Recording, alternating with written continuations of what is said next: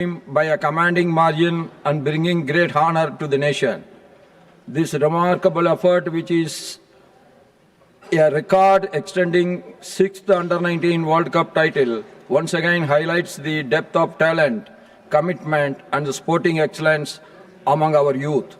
Honorable members, I always applaud teamwork, and while this success belongs to the entire team, I would also like to place on record special appreciation for the young prodigy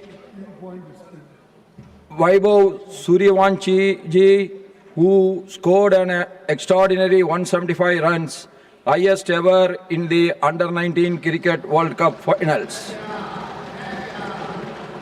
Brilliant individual performances by his colleagues in the run-up to the final were truly inspiring and reflect the promise of a bright future. On my own behalf and on behalf of this House, I extend heartiest congratulations to the captain, players, coaches and the entire support staff, and wish these young champions many more laurels in the years to come. Papers to be laid on the table. Sriman Sripat Yeso Nayak. I rise to lay paper on the table of the House on behalf of my colleague, Sri Rao Indrajit Singh ji, mentioned at serial number 1A in today's list of business. Sriman Sripat Yeso Nayak ji, again. Sir, I rise to lay on the table of the House the paper mentioning my name at serial number 1B of today's list of business. Susri Sobha Karantala ji. Chairman sir, आज का कार्यसूची में मेरा नाम के सामने वर्णित दस्तावेज सदन के पटल पर रखती हूँ. श्रीमान राजभूषण चौधरी जी. Honorable Chairman sir, with your kind permission, I rise to lay the papers on the table of House on behalf of my colleague Sri Tokhan Sahu, Minister of State for Housing and Urban Affairs, as mentioned against his name at serial number 1D in the list of business for today. Sriman Rajbhujan Chaudhary ji, again. Honorable Chairman sir, with your kind permission, I rise to lay the paper on the table of House listed against my name at serial number 1E in the list of business for today. Sriman Rajbhushan Chaudhary ji, again. Honorable Chairman sir, with your kind permission, I rise to lay the paper on the table of House on behalf of my colleague Sri Murlidhar Mahol, Minister of State for Civil Aviation, as mentioned against his name at serial number 1F in the list of business for today. Sriman Rajbhushan Chaudhary ji, again.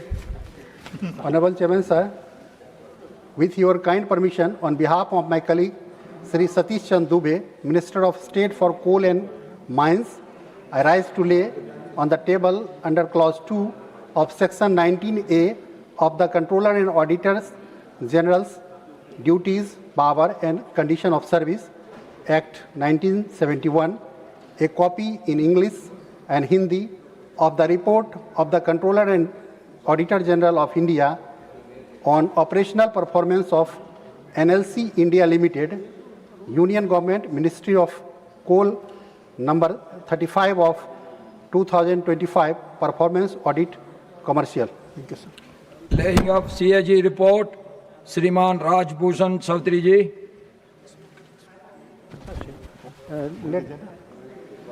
Now matters rise with permission. No, we will discuss everything later. Let us not disturb this. Sir, please, one very important, please. Under Rule 187, 188, 119, I have given a notice of breach of privilege against the Minister, Mr. Piyush Goyal ji, sir, that he has given an interview with regard to the policy decision of the government outside the House when the Parliament was in sessions. It amounts to breach of privilege of this House, sir, and I said already it's a propriety of the House, sir. Now this has been already discussed. 1 minute. Let me complete 1 minute. This has been already discussed. He has been already made the statement in the House. We will look into it later. Sir, for what he has given outside. Sudha Murthy ji. Sir, thank you very much, sir, giving me time to speak. Sir, climate change is not in our hands. I am telling It now. is We natural, will go through it later. universal, Please, Baitia, but let the House be climate running change with is usual going to business. affect our heritage sites, sir. Heritage sites. Heritage sites are very important. You tell, sir. Please. Sir, heritage sites are very important to us. Let get. Nothing will go on record except Srimati Heritage Sudha sites are Murthy very ji's important speech. because they represent Please. India. This has been They widely represent discussed our on that history. day. This has been widely discussed on that day. If the The decision has been climate taken on change that day. affect them, Let me consider it we later. will Please don't permanent. disturb the House. Please. In this regard, Srimati Sudha Murthy ji, please continue. Yeah. In this regard, I want to talk about what happens with the climate change. Number one, Please. there is erratic rainfall. Number two, there is earthquake. Number three, there are Please, floods. Garge ji, you are a very elderly Rising sea person. level. Please take your seat. There is Let the cyclone. House be run. Let And the there is House be safety. run with All its these usual things are business. going to Please. affect our heritage Every sites. time you are raising the same matter, how I can agree? Please. For example, let us look at our heritage sites like Konark or Nothing will go on record except Shore. Srimati Sudha Murthy ji's speech. Please, On the please, seashore. Baitia. Please, Baitia. I am listening to you. We have Seashore already discussed. monuments Na. will Again be and affected again, we because of cannot rising discuss the sun, same matter. rising Please sea. take your seat. There are Western Ghats and there are also lakes and I am protecting the democracy. That's why I allowed you to speak on that day. Your decision has been taken on that The day. excess heat. Let me look will into it. destroy Let me look the into it. sculptures and humidity will destroy our paintings, which are time immemorial. So, but In you are this right. You connection, cannot I disturb would the like to House suggest running with the ASI usual of our business. country. Some policy should be made. For That's why I told you. they Now, he should has create raised a it. I have national told you. framework for the I will come back to you later. Please. protection of these heritage sites against the natural calamities and climate change. Second one, there should be a resilience way of protecting them. Third one is control on the vegetation near riverbed monuments. Number four, our ancestors always had a mango grove before the village, which is on seashore, which we have forgotten. By doing that, we can save our national monuments by cyclone. Number five, the Himalayan mountains are very delicate by nature, so inroad and excessive tourism should not be done because it is not good for the national heritage, particularly forts.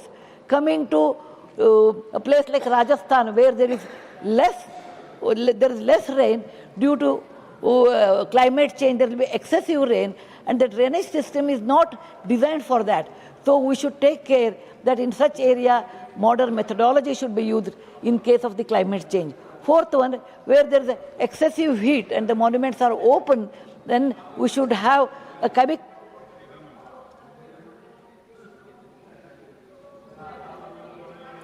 Srima Tiruchi Sivaji.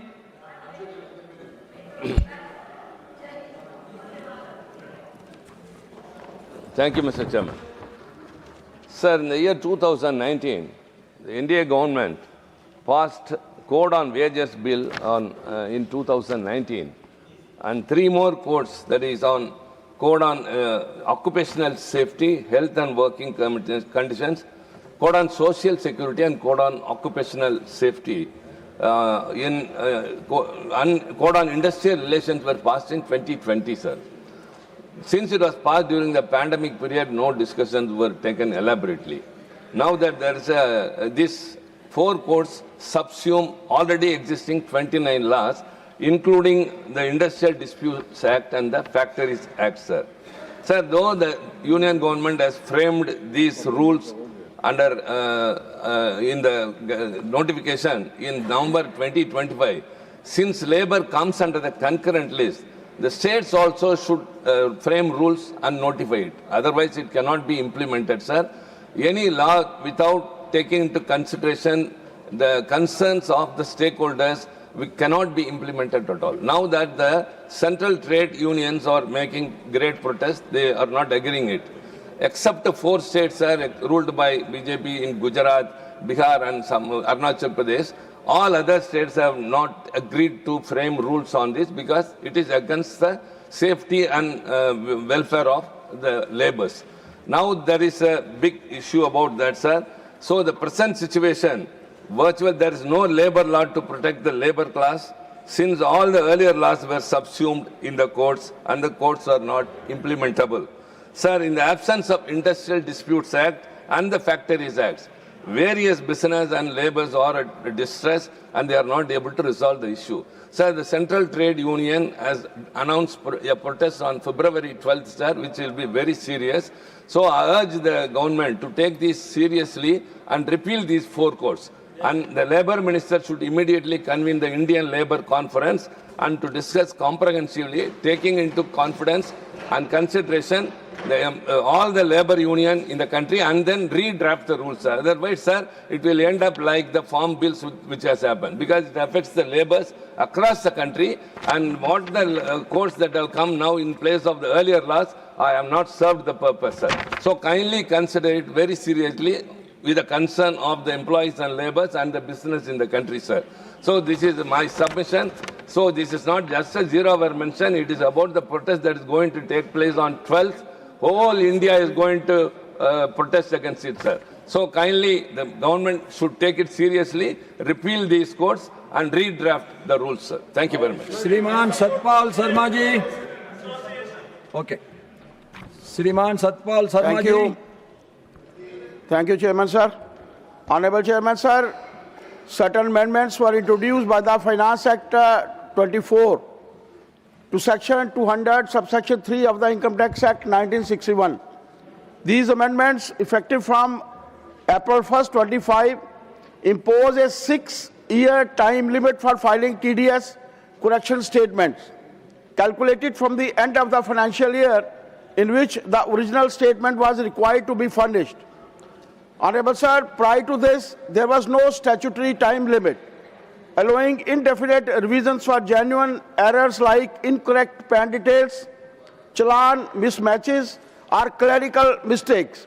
Sir, for TDS statements relating to financial years prior to 18-19, the 6-year window had largely expired by March 31st, 25 in most of the cases. As a result, collections for this period became barred after that date, aligning with the latest description of restrictions effective post-March 31st, 25.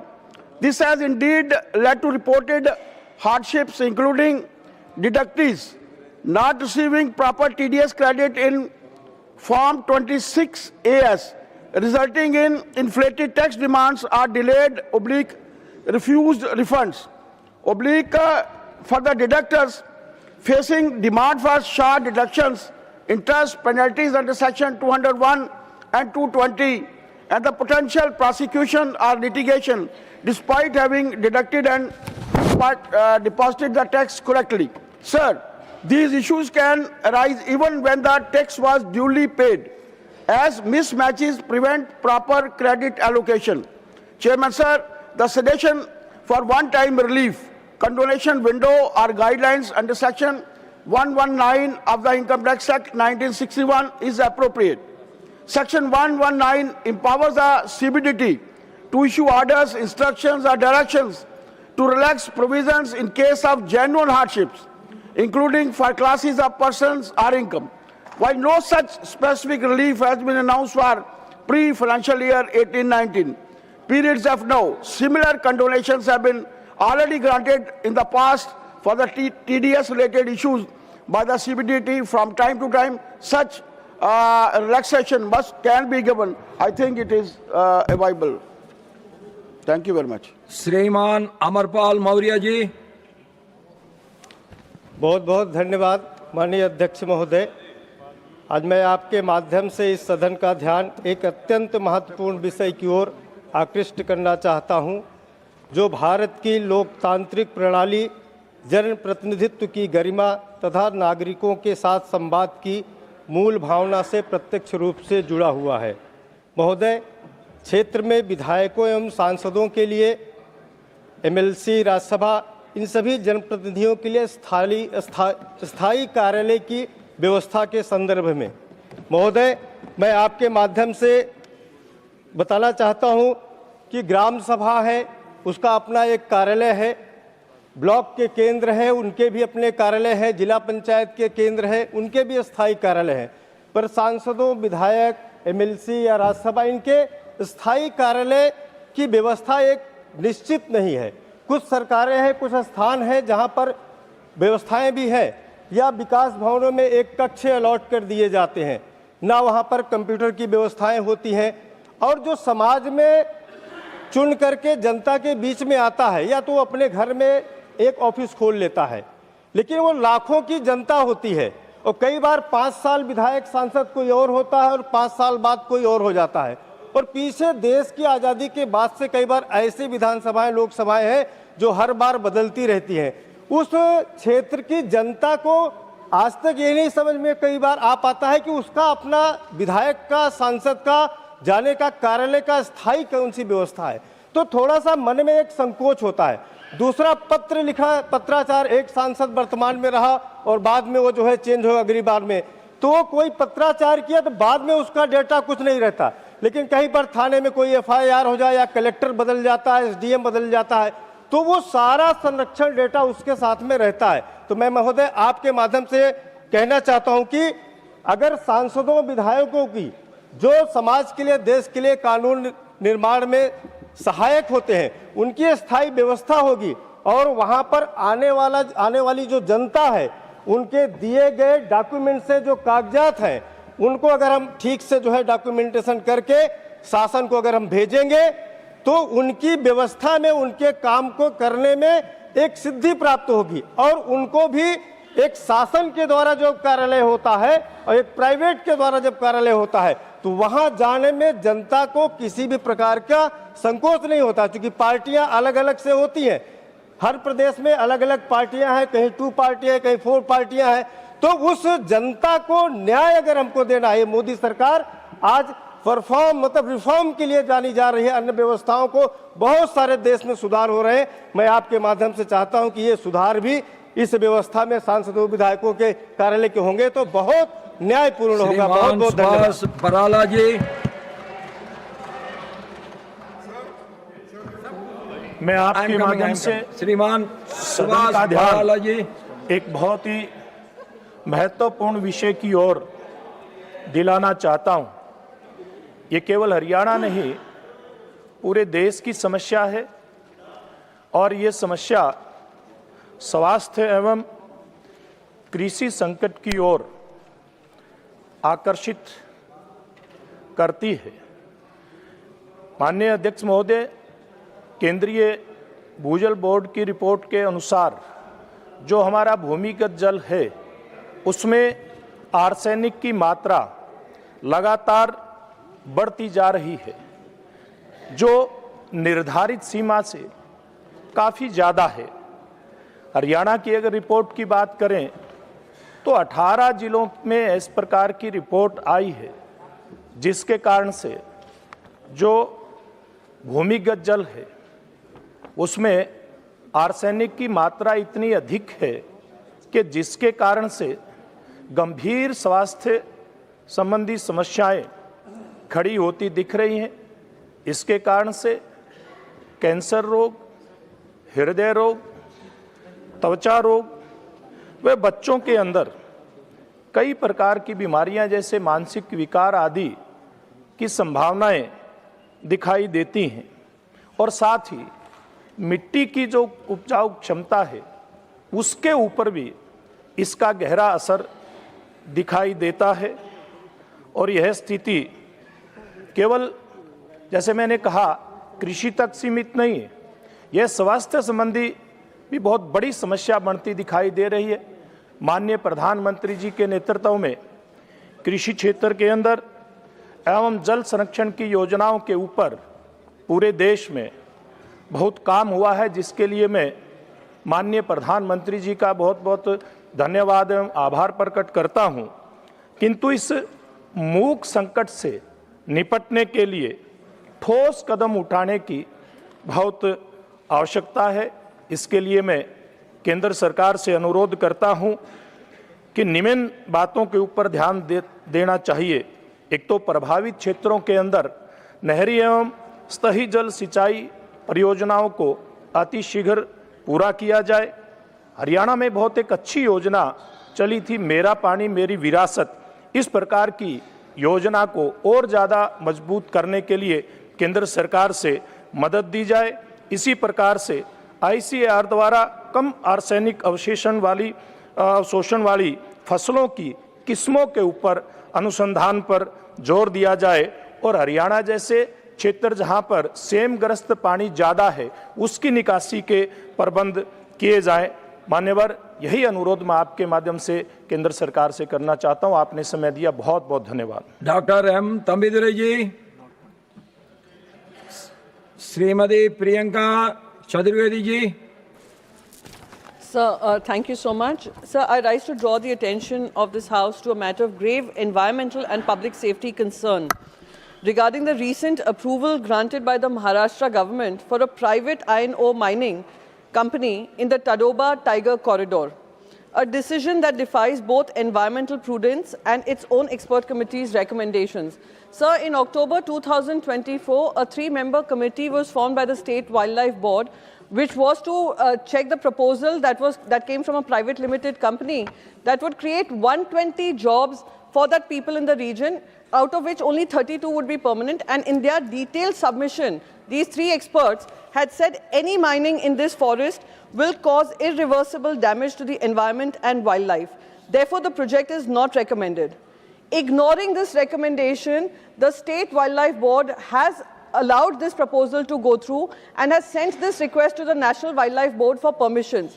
Sir, my party leader, Shri Aditya Thackeray ji, who's the former Environment Minister, has taken this issue up because this will create huge environmental damage in the state of Maharashtra, sir. What is at stake? 18,000 trees across 35 hectares will be broken down. A critical tiger corridor connecting India's largest national park, home to 250 of our country's approximately 4,000 tigers, stand to be a problem. Over 650 villages facing an increased threat of human-tiger conflict. The habitat of 60+ tigers, along with leopards, bears, wild dogs, and countless other species will be harmed, sir. Sir, again, when a government's own expert committee unanimously opposes the project, citing irreversible environmental damage and threat to both wildlife and human lives, on what scientific or ethical grounds has this approval been granted, sir? Sir, this is not an isolated incident. From the Aravallis to mangrove ecosystems, we are witnessing the systematic dismantling of environmental protections. Today it is Tadoba, tomorrow it could be any other protected forest in our country. Sir, through you I request the Environment Minister to deny this approval and not allow the Tadoba Tiger Corridor also to be damaged and the ecosystem to collapse just under the garb of development, which will only create 120 jobs, sir. It's not creating a huge lifeline change or ecosystem change, sir. So please protect our environment and ensure that Tadoba Tiger Corridor is not harmed in any way by these private mining institutions, sir. Thank you so much, sir. Shriman Maharaja Sanjoba Lesamba. Thank you, sir. Sir, my 0-hour subject is demand for inclusion of Meitei Mayak script alongside Bengali script for the Manipuri optional question paper in UPSC examination. Sir, for the civil service examinations conducted by UPSC, candidates with Manipuri as optional subject are permitted to write answer in either Bengali script or Meitei Mayak script. However, the question paper for the Manipuri optional paper is printed only in Bengali script. This practice is placing the candidates who do not understand the Bengali script at a very disadvantaged situation because Bangla or Bengali script had been completely replaced by Meitei Mayak script for teaching in schools, colleges and universities for the last 20 years or so in Manipur. Consequently, almost all students have been educated entirely in Meitei Mayak and do not possess functional literacy in the Bengali script. However, UPSC compelled these candidates to read and understand the questions set only in Bengali script, undermining their language proficiency. As a result, many willing candidates are discouraged from opting for Manipuri as their optional subject. It is also to be respectfully stated that there is no academic or technical impediment to print the question paper in Meitei Mek alongside Bangla script, as is done for other languages with multiple scripts. The printing of questions in both Bangla and Meitei Mek will uphold the principles of fairness, inclusivity, and constitutional respect for India's linguistic diversity, and will improve the UPSC examination system. As such, it is demanded that the matter may be brought to the attention of UPSC and concerned authority, and to rectify it at an early date. Thank you, sir. श्रीमान दीपक प्रकाश जी।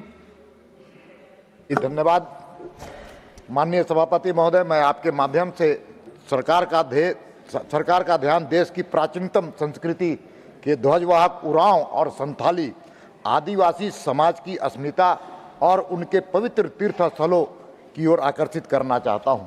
महोदय, जहां पुरखों की खुशबू है वहां आस्था का डेरा है। वो रोहतासगढ़, वो मुड़मा, वो मारंगबुरु पहचान का सवेरा है। अध्यक्ष महोदय, उरांव समाज का गौरवशाली इतिहास बिहार के रोहतासगढ़ से जुड़ा हुआ है, जो उनकी स्मृतियां का केंद्र है और उनका पवित्र स्थल है, वो उनका आस्था का केंद्र बिंदु है। वहीं रांची के मांडर में स्थित मुड़मा स्थल न केवल एक धार्मिक शक्ति खूंटा है, बल्कि यहाँ से उस पढ़ा परंपरा की शुरुआत हुई थी जिसने आदिवासियों की राजनीतिक, प्रशासनिक और सामाजिक सूत्र में पिरोने का काम किया था। महोदय, आज भी यह स्थल लाखों लोग वहां आते हैं और वहां के आदिवासी लाखों लोगों के वो आस्था का केंद्र बिंदु भी है। इसी प्रकार से संथाल समाज की अटूट आस्था का प्रतीक मारंगबुरु पारसनाथ पहाड़ में स्थित है सर, और यह केवल पर्वत नहीं है बल्कि संथालों का सर्वोच्च देवता और उनके अस्तित्व का पहचान है। लेकिन दुर्भाग्यपूर्ण यह स्थिति है सर, वहाँ आधारभूत संरचना का अभाव है सर, वहाँ पानी, बिजली, सड़क की स्थिति दयनीय है सर। इसलिए मैं अस्तित्व बिना पहचान कहाँ, जड़ बिना कहाँ सम्मान नहीं। आज ये वैश्विक धरोहर बुनियादी सुविधाओं के लिए तरस रही है महोदय। विरासत सुरक्षित रहेगी तभी आदिवासियत बचेगी। मेरी सरकार से मांग है कि मारंगबुरु, मुड़मा और रोहतासगढ़ को एक विशिष्ट सांस्कृतिक कॉरिडोर बना करके आदिवासियत को बचाने का काम करें। धन्यवाद। श्रीमान केसरी देव सिंह झाला जी। माननीय अध्यक्ष महोदय, आपे मने काठियावाड़ी घोड़ानी नस्ल ने संरक्षण और संवर्धनना महत्वपूर्ण मुद्दाओं पर बोलवानो तक आपी है, बदल हूँ आपनो आभार व्यक्त करूँ छूँ। महोदय, हूँ आज सरकारનું ध्यान काठियावाड़ी घोड़ाओનું संरक्षण और प्रोत्साहन तरफ दौरवा मागू छूँ। आ एक एवी नस्ल, स्वदेशी नस्ल है कि जे मात्र गुजरातનું नहीं पण भारतનું शौर्य और सांस्कृतिक वारसाનું एक प्रतीकरूप है। तेनी अद्भुत शक्ति, कठोर हवामान सामे टकी रहवानी क्षमता और तेनी खास ओळख एवी एनी रेवालचाल, आ अंदरना तरफ वळता एमना कान, आ बधाए आ काठियावाड़ी घोड़ा ने दुनियानी ओळख अनोखी जातों एने अनोखो बनावे छे। आ घोड़ाओनी खास करीने युद्धना मैदाનમાં लांबा समय लड़वा माटे तैयार करवामां आव्या हता। इतिहास साक्षी है कि आ देशनी सुरक्षा माटे जे योद्धाओ, जे शूरवीरोए प्राणना बलिदान आप्या छे, एमनी वार्ता एमना अश्व वगर अधूरी छे। आजे पण आपणा आर्मी ने सिविल डिफेन्स दळोमां अश्वदळनुं घणुं महत्व छे। राष्ट्रीय सुरक्षा और सरकारी कार्यक्रमों आपणा स्वदेशी नस्लना घोड़ाओ उपयोग करवामां आवे, आ आपणा वारसानी साची आदर आपवा समान हशे અને આત્મનિર્ભરતાનું એક પ્રતીકરૂપ બનશે।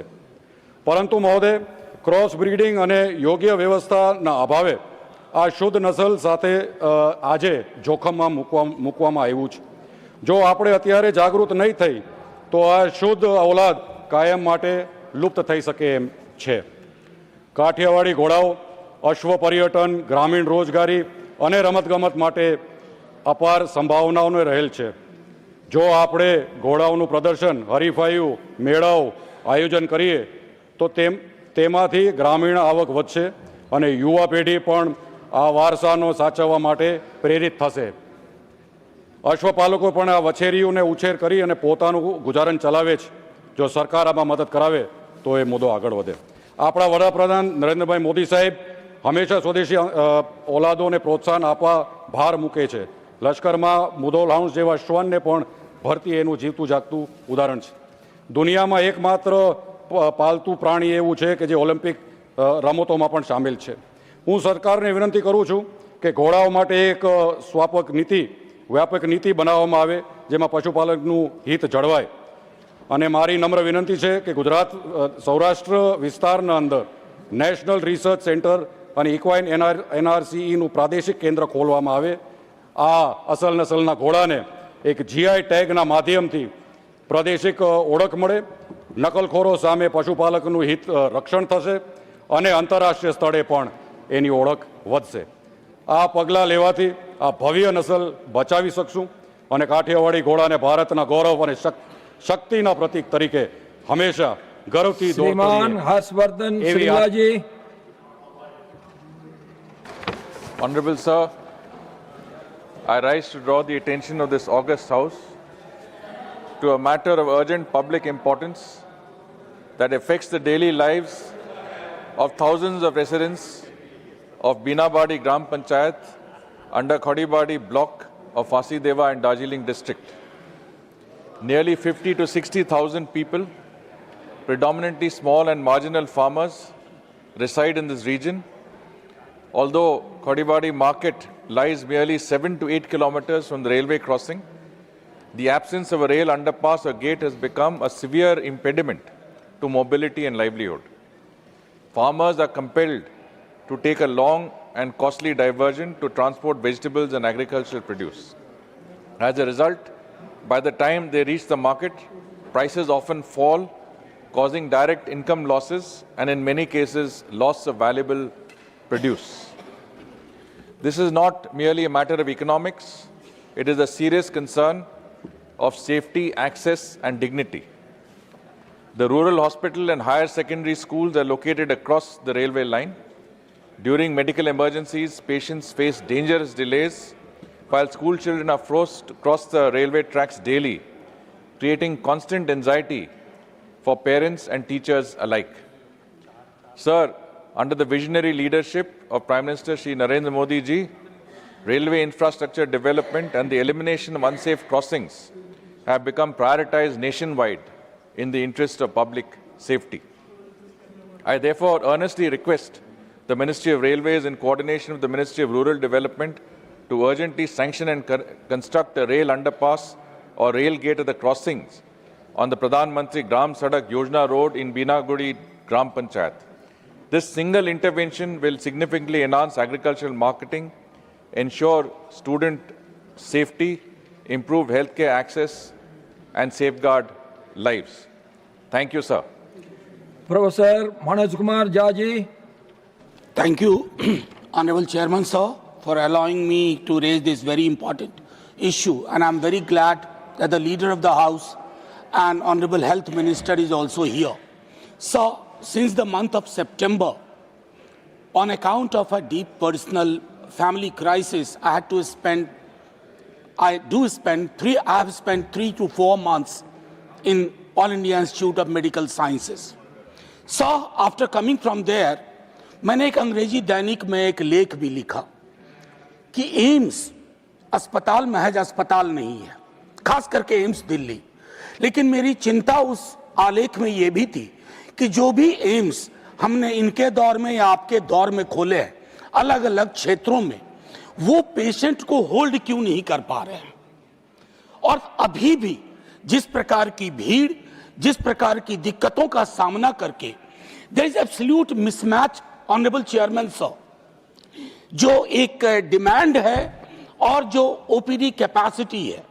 मैंने वहां के doctors, nurses, support staff, paramedical staff, उनकी जीवन शैली देखी है. एक दिन के अंदर अलग अलग, चूंकि मैं वहां सर 4 महीने रहा, तो मैंने एम्स की सुबह देखी, एम्स की शाम देखी, मौसम को बदलते देखा. लेकिन जो चीज पीड़ादायक थी सर, वो मैं ये बताऊं कि वहां कई पेशेंट्स को, जो अब ऑनलाइन भी हो गया है तो डेट आगे का मिला करता है, लेकिन वो बीमारी क्रोनिक है, परेशान रहते हैं, वो यहां आ जाते हैं. मैं फिर दोहरा रहा हूं कि एम्स उनके लिए महज एक अस्पताल नहीं है, आखिरी आशा है, लास्ट आइलैंड ऑफ होप। और वैसी परिस्थितियों में शेल्टर होम्स हैं सर, लेकिन मैं सरकार से आग्रह करूंगा कि इसकी कुछ समुचित व्यवस्था सर होनी चाहिए।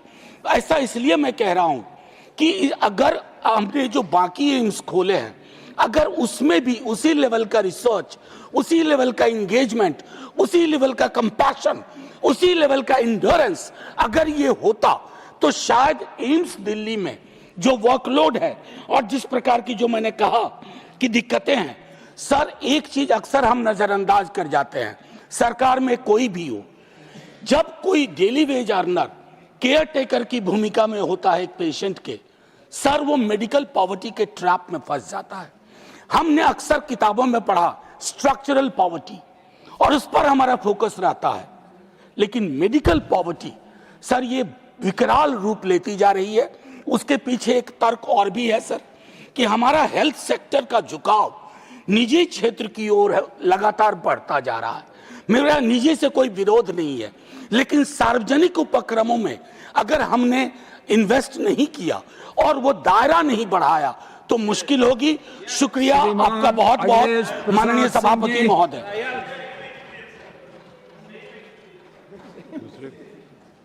श्रीमान Akhilesh Prasad Singh ji. Thank you chairman sir, आज आपने लगातार बिहार के लोगों को मौका दिया, इसके लिए मैं आपका धन्यवाद करता हूं। आज भारत अपनी सेमीकंडक्टर आवश्यकताओं का लगभग 85 से 90% आयात करता है, जिसमें देश के इलेक्ट्रॉनिक्स, ऑटोमोबाइल, दूरसंचार, रक्षा और डिजिटल अर्थव्यवस्था का अत्यधिक रूप से वैश्विक आपूर्ति श्रृंखलाओं पर निर्भर हो गई है। एक मार्केट रिपोर्ट के अनुसार वर्ष 2022 में भारत का घरेलू सेमीकंडक्टर बाजार लगभग 27 अरब अमेरिकी डॉलर का था, जिसके 2030 तक 80 से 100 अरब अमेरिकी डॉलर तक पहुंचने का अनुमान है। यह तेज वृद्धि भारत के लिए एक बड़ा अवसर है, लेकिन साथ ही यह रणनीतिक जोखिम भी उजागर करती है कि जैसा कि कोविड-19 और वैश्विक चिप संकट के दौरान स्पष्ट रूप से देखा गया। इस रणनीतिक कमजोरी को ध्यान में रखते हुए भारत सरकार ने सेमीकॉन इंडिया मिशन की स्थापना की थी, लेकिन बिहार की जो स्थिति है उसमें जो युवा वर्ग है 25 साल से कम है, 7.5 करोड़ युवाओं की आयु वर्ग लगभग 25 साल से नीचे की है। इसलिए हम जो लॉजिस्टिक और केमिकल्स, टूलिंग, पैकेजिंग, रख रखाव,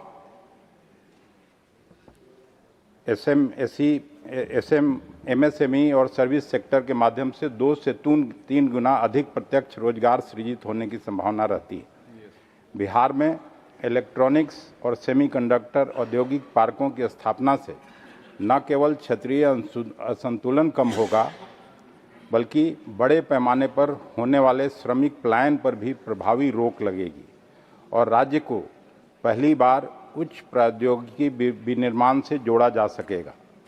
इसलिए मैं सरकार से यह आग्रह करता हूं कि बिहार में सेमीकंडक्टर हब और एकीकृत औद्योगिक पार्कों की स्थापना हेतु केंद्र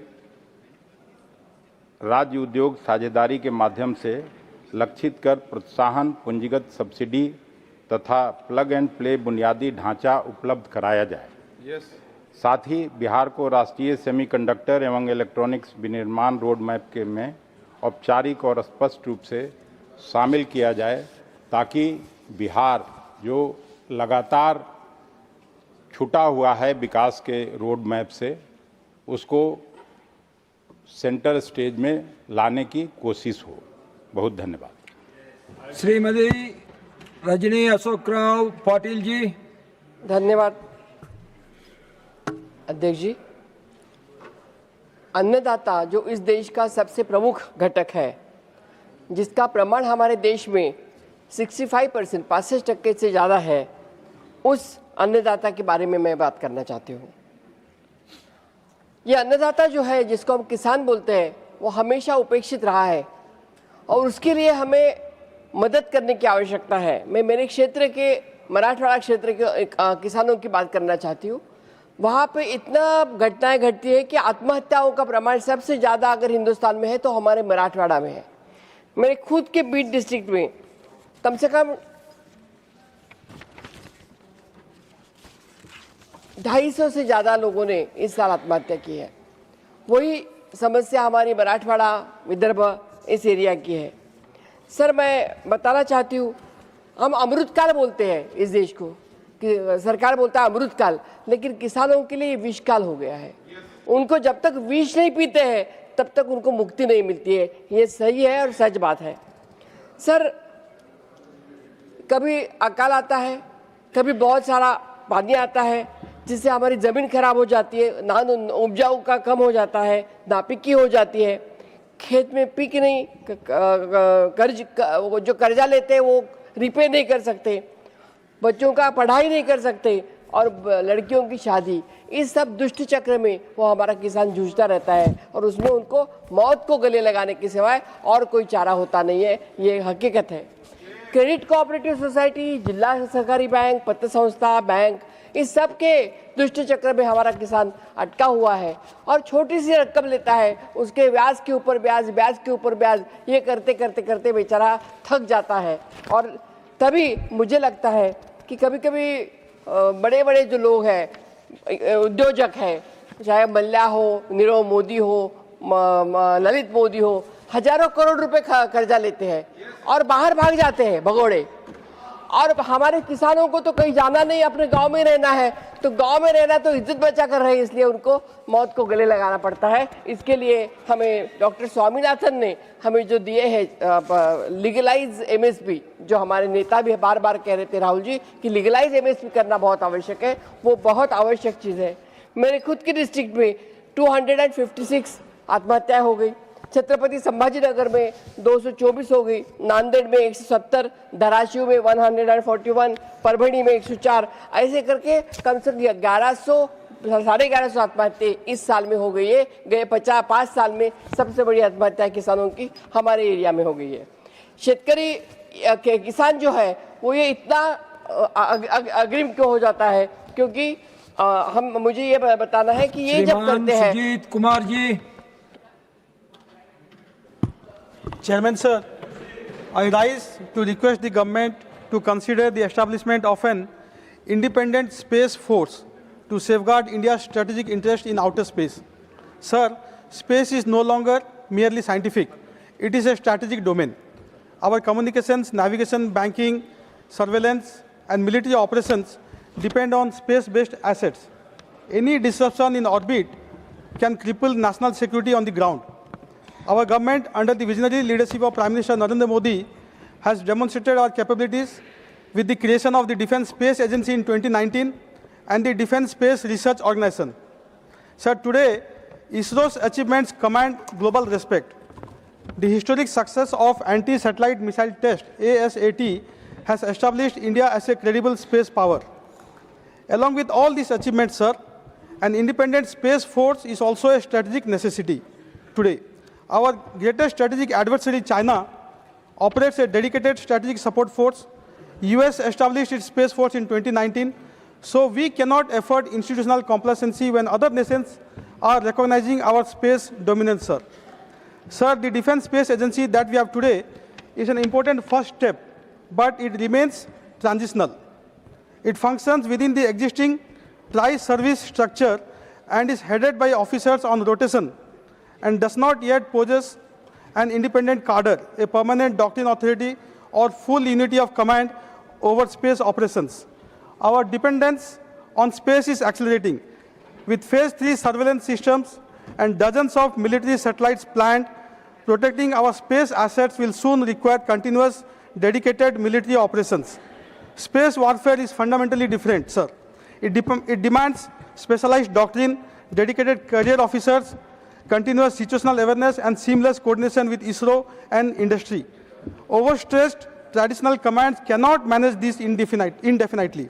Therefore, sir, I request the government to constitute a high-level committee to examine options for an independent space force and space warfare academy and submit recommendations at the earliest.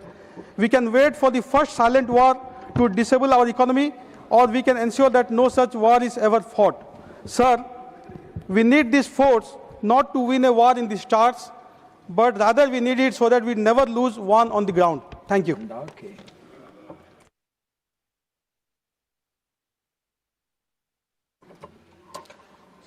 श्रीमान प्रमोद तिवारी जी। मैं आपका आभारी हूं कि एक बहुत ही मानवीय प्रश्न पर आपने मुझे अपनी बात रखने का मौका दिया। ये सीधे सीधे नेता सदन से जुड़ा हुआ है।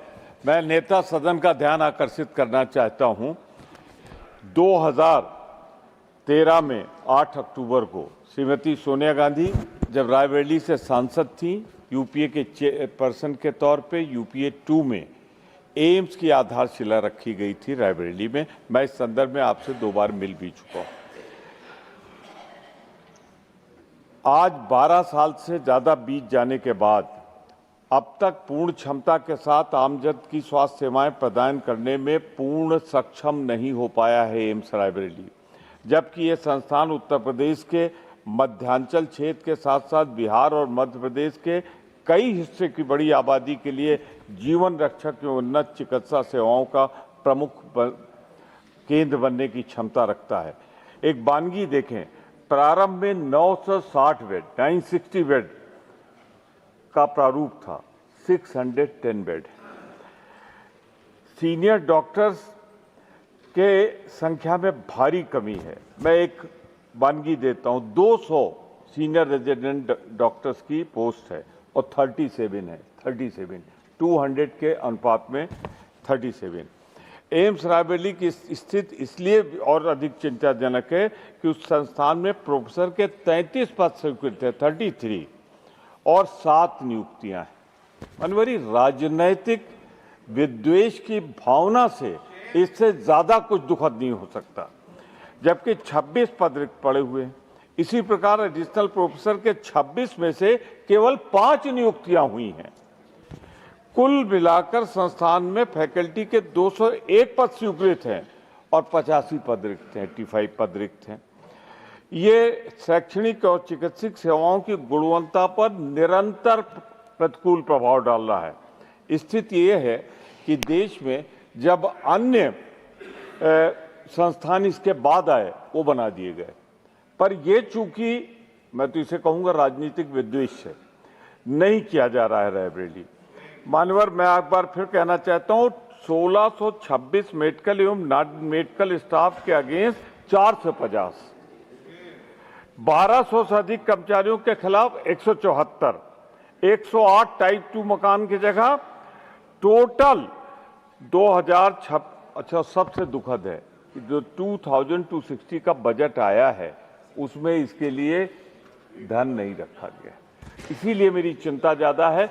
कम से कम अस्पताल, चिकित्सा, शिक्षा राजनीति से अलग हटके करना चाहिए।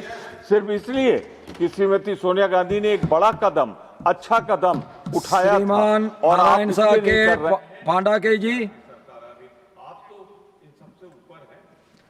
श्रीमान नारायण शाह के पांडाके जी। धन्यवाद माननीय सभापति महोदय, आपने मुझे बोलने का मौका दिया। मैं एक अत्यंत महत्वपूर्ण और गौरवपूर्ण विषय पर आपका ध्यान आकर्षित करना चाहता हूं। सभापति महोदय, मेरे जिले बागलकोट में हमें छत्रपति शिवाजी महाराज और जगत ज्योति बसवेश्वर महाराज की प्रतिमा स्थापित करने के लिए रोका जा रहा है। ये बड़ी ही दुर्भाग्य और दुखद विषय है।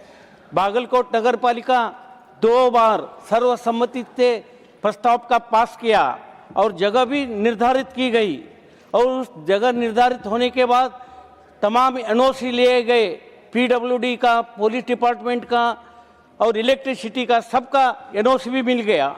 निर्धारित जगह पर भूमि पूजन का भी हो गया।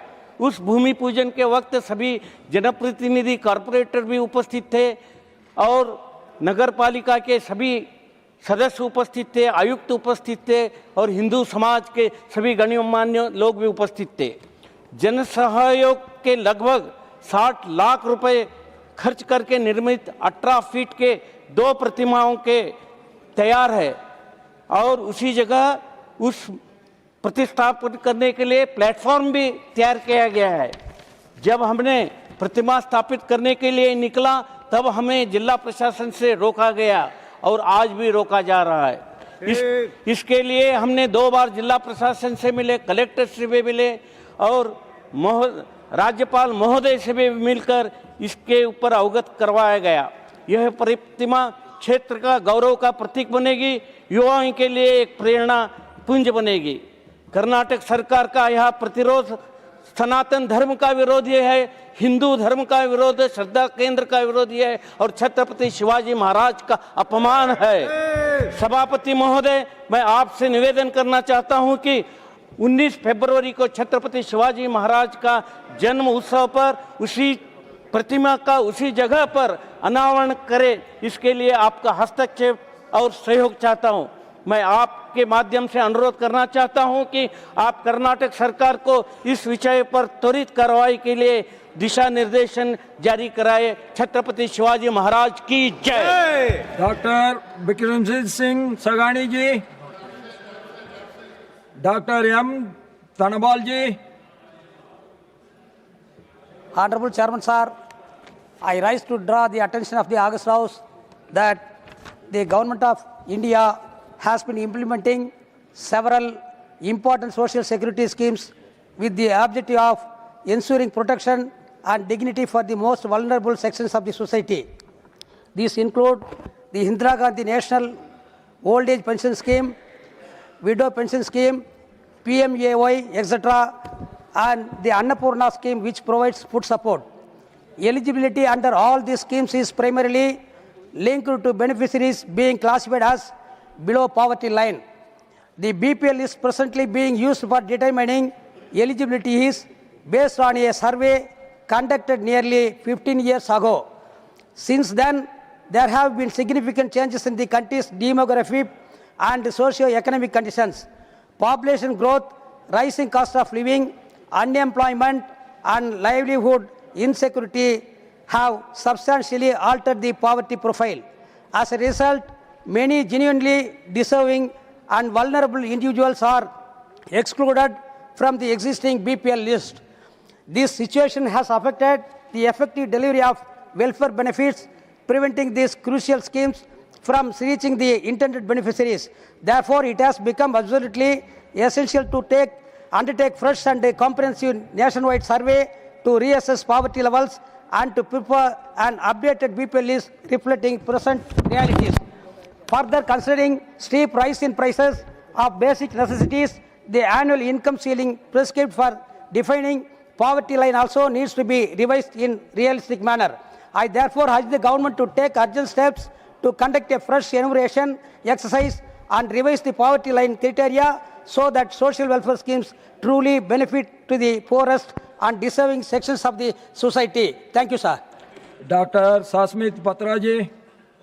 Sir, on behalf of my party, the Biju Janata Dal, and our Honorable Leader, Shri Naveen Patnaik ji, I focus on 3 key pillars for the holistic infrastructural development of southern Odisha's districts.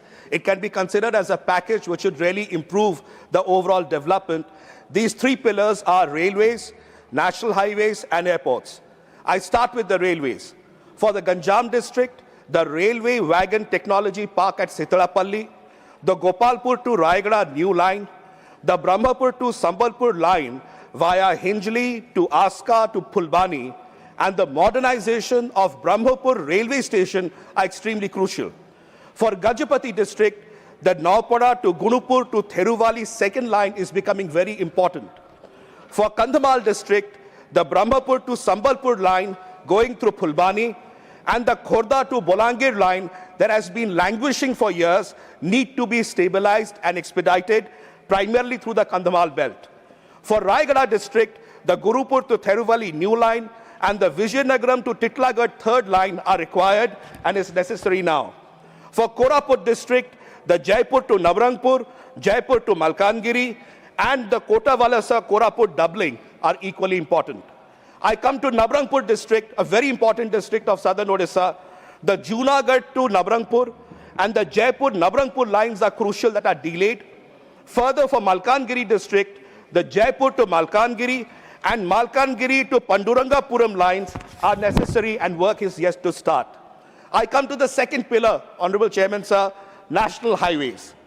In Ganjam district, the four-laning of the National Highway 157, starting from Brahmapur to Phulbani to Bodh to Sambalpur, is very crucial. It is still very narrow, has to be four-laned. Brahmapur to Koraput, Your Lordship, the highway is extremely important, and that work is yet to be expedited. In Gajapati, the Vijayawada to Ranchi economic corridor is important for the tribal communities staying there. In Kandhamal, the widening of the National Highway 157 Ghat sections at Kalinga, Phulbani and Rani Pathar is important.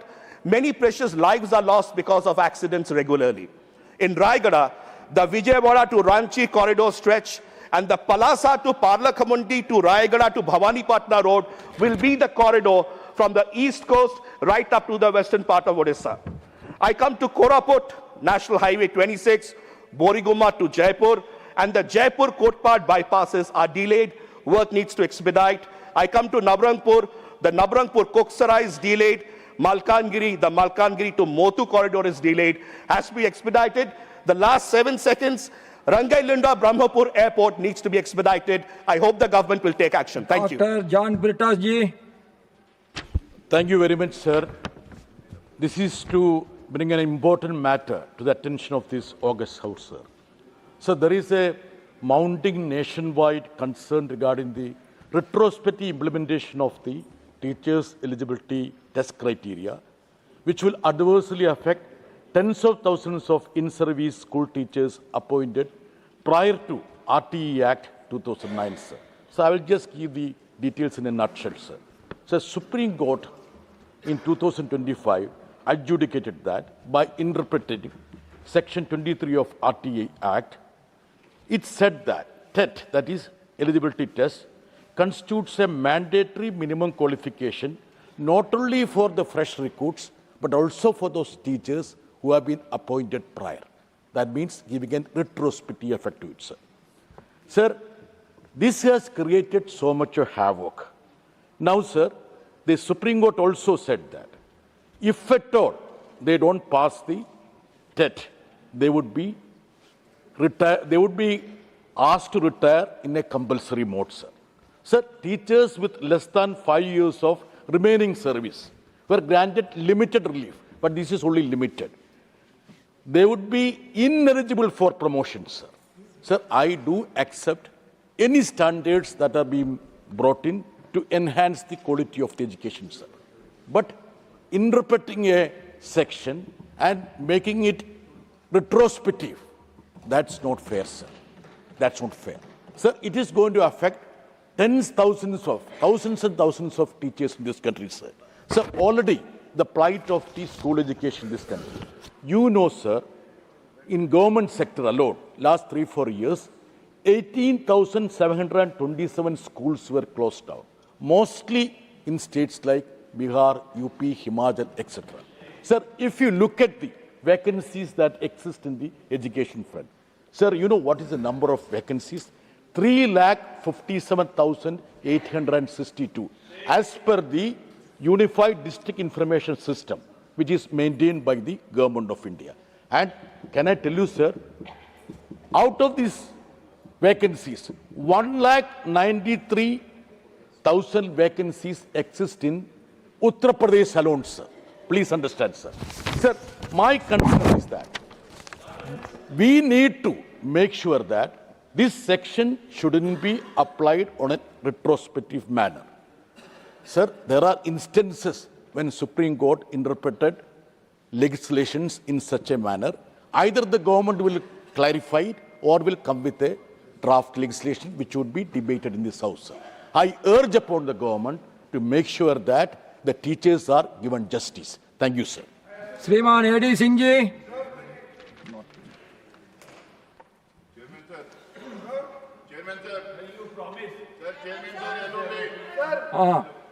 Honorable Leader of Opposition, please don't raise anything concerned with the other house. Please don't raise the same point. You can raise any new thing. No, I will, sir.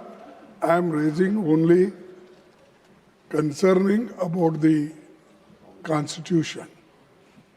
Sir, as I already pointed out, our House and also Lok Sabha both consist Parliament, and the Constitution recognizes these two houses, and we have to run according to the procedure, rules and constitutional procedures. Therefore, I request you to run properly. We have to follow certain things, and that is what I said. Sir, leader of the opposition in the lower house.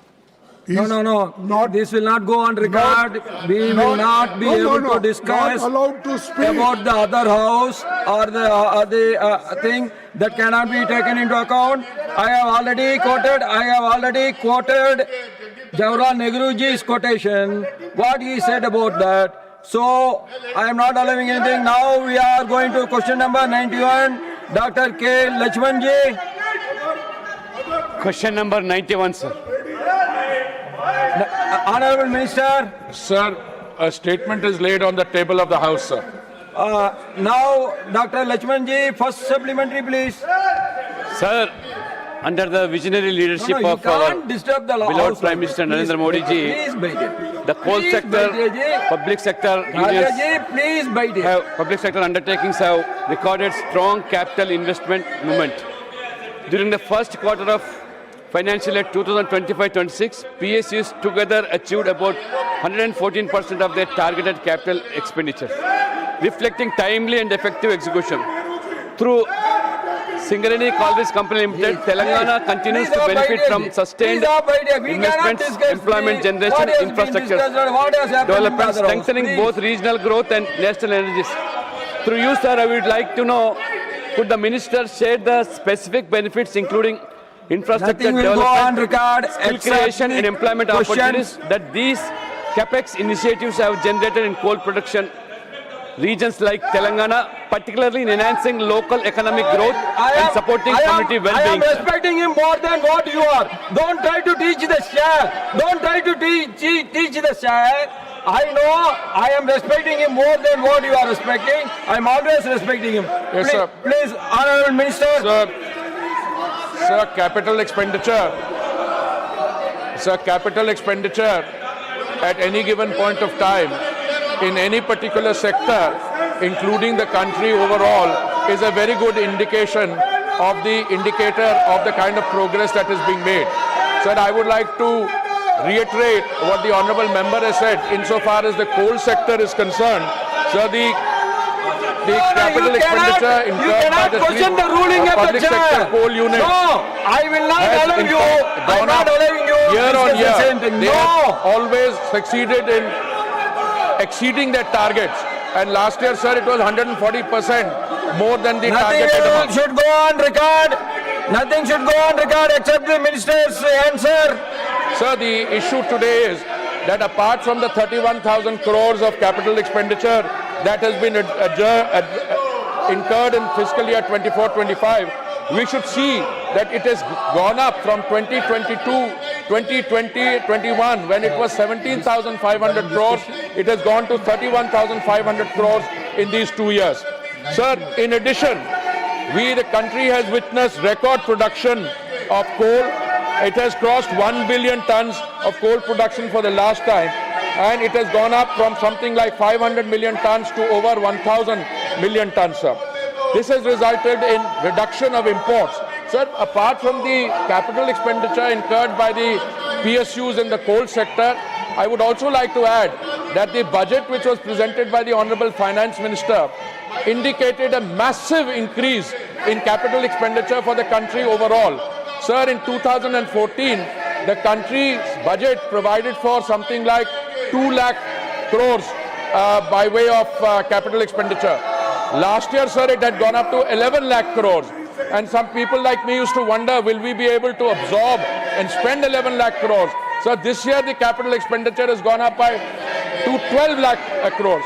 Add to that, sir, what is made available to the states through the Finance Commission, and you will see that's another 4,50,000 crores. It's something like 17 lakh crores. Then you add the sectoral capex by the PSUs. You have 30,000, 31,000 crores by the coal PSUs. Sir, in my own sector, the oil sector, the OMCs, our PSUs are called oil marketing companies. You should they are maintain also the incurring discipline 1 in lakh, the house, then I am 1 crore allowing 20 anything. lakhs. You don't have that 1 lakh discipline. 20 crore by way of capital. So it's a massive amount of capital expenditure which is being incurred in the country. Sir, this sustained overachievement from targets, despite coal sector being marred with various bottlenecks, makes the coal sector PSUs amongst the top performing PSUs in the country.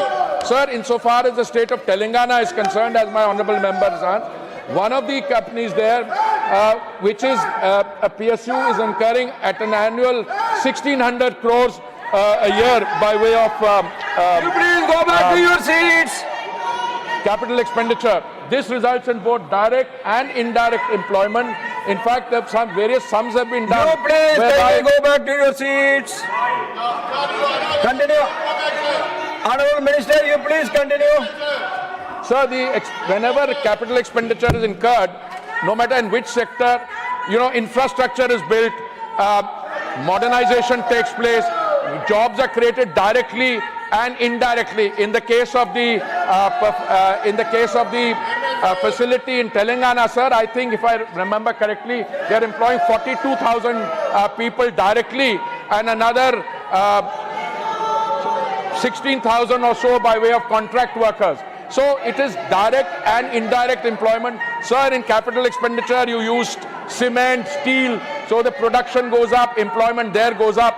All in all, I can say, sir, that overall in the country, you can see, apart from the central government's allocation of capital expenditure, which has gone up to 12.2 lakh crores, what is going to the states through the Finance Commission, another 4.5 lakh crores.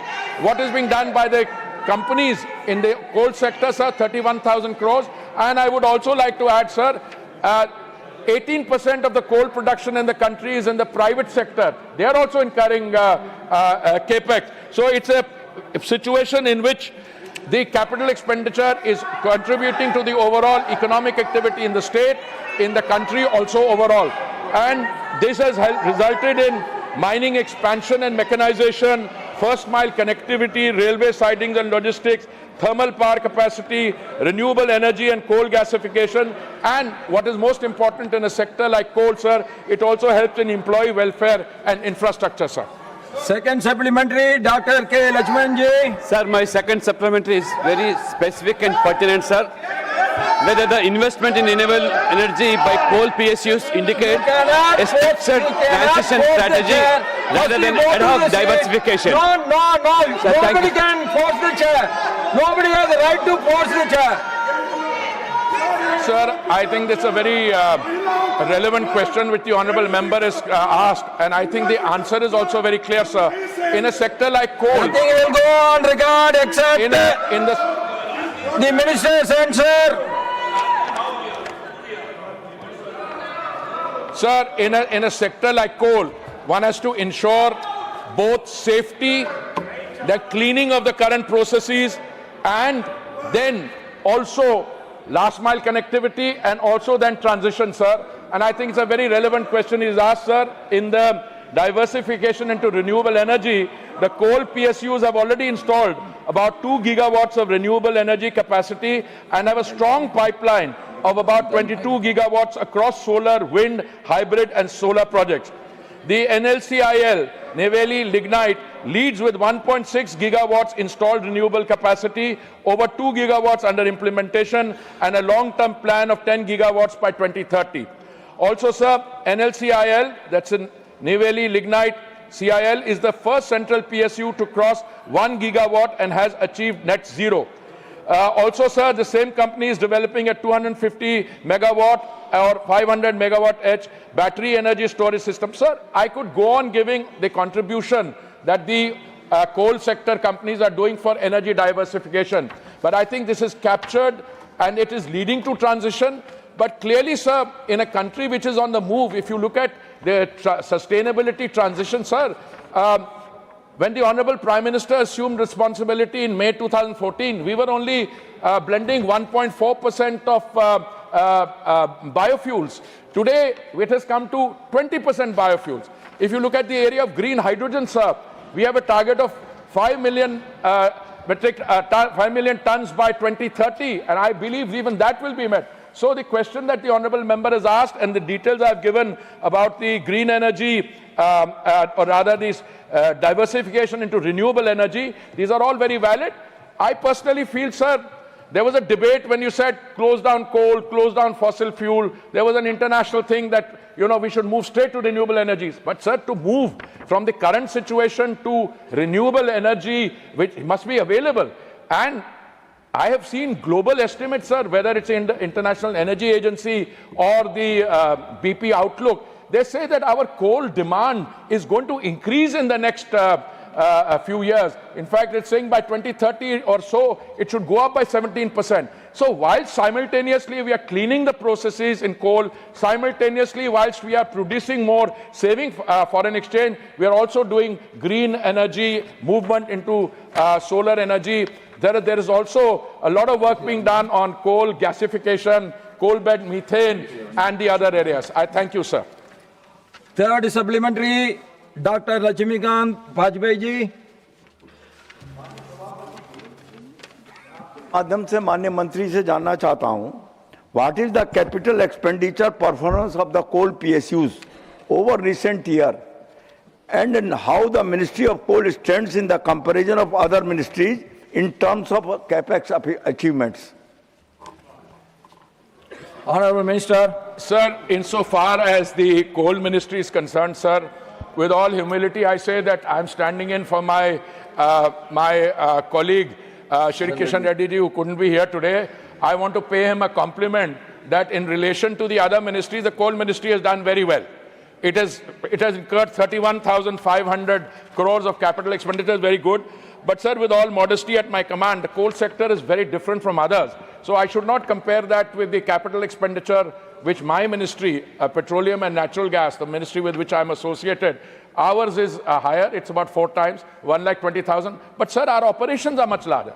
And I think it's very creditable for the coal ministry to have 31,000 crores as capital expenditure, and it is visible. It is visible in the last mile connectivity. It is visible in the railway processing. It is visible in the solar energy transition that they're making. Their companies, there are only 3 companies, sir, as far as I know, and all 3 of them are doing very well on capital expenditure. And to answer my colleague, the honorable member, they are doing very well in comparison to other public sector companies which are under different ministries. Yeah. Fourth supplementary, Sriman Brijlal ji. Thank you, Chairman, sir. My question from Honorable Minister, whether the investment in renewable energy by coal PSUs indicate a structured transition strategy rather than an ad hoc diversification. Thank you, sir. Honorable Minister. Sir, it is a structured strategy. What invariably happens, sir, is that all PSUs, the ones I am familiar with, which are dealing with the energy sector, they declare a date for net zero. The companies with which I am more familiar, like the oil marketing companies, they have about a net zero target by 2040 or 2045. So when you adopt a strategy, it has to lead in that direction. That you start a process now. Now I know in the coal sector, some of those net zero targets are a little closer. They are in 2030. So if you look at the overall figures, they may appear small now. But, sir, if you look at the solar energy supply chain, it also is very cumbersome.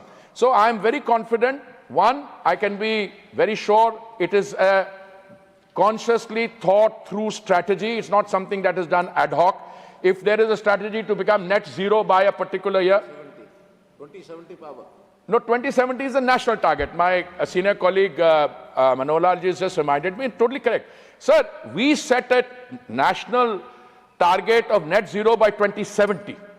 When the Honorable Prime Minister went to Glasgow, I think, at around that time when we took the 5 commitments, 2070, people said it's too far. No, for a country like India, which has great developmental challenges and which has been traditionally dependent on different fossil fuels, etc. So when I was associated with the Petroleum and Natural Gas Ministry, our daily consumption of crude oil was 5 million barrels a day. Today it is 5.6 million barrels. As we go forward, it will go up to 6 and 6.5 million barrels.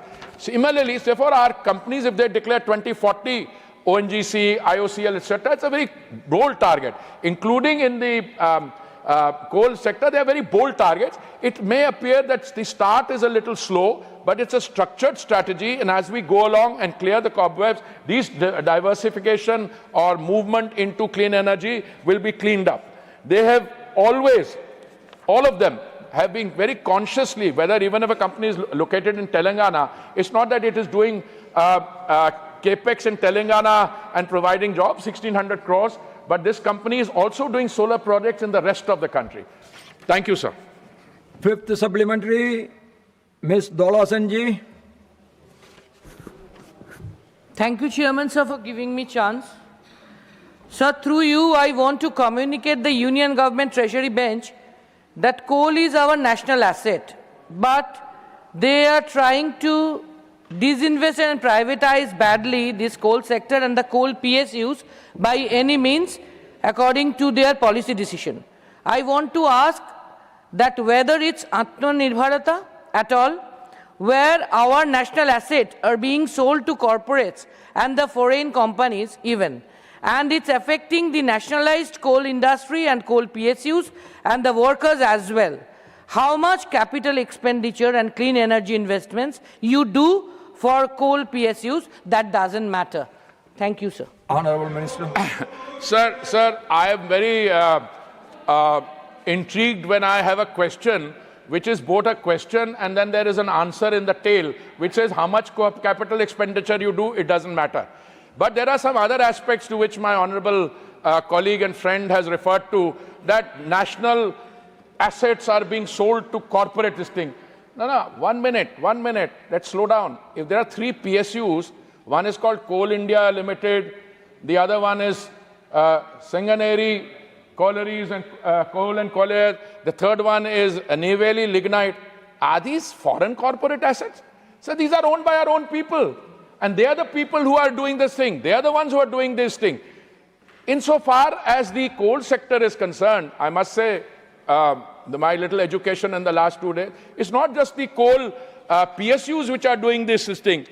There are also private sector people who are running. There are about 86 private projects which are going. And I am not aware, sir, in my long history, 9th year in the Honorable Prime Minister's team or 39 years as a civil servant, I don't recall of any privatization of the coal PSUs. So I don't know what the honorable member is talking about, that we are selling the assets of the coal PSUs to corporate interests or to this thing. Yes, a little bit of illegal mining, not little, quite a lot of illegal mining takes place. That is in spite of us. That is, people go elsewhere. But now land is a state subject, sir.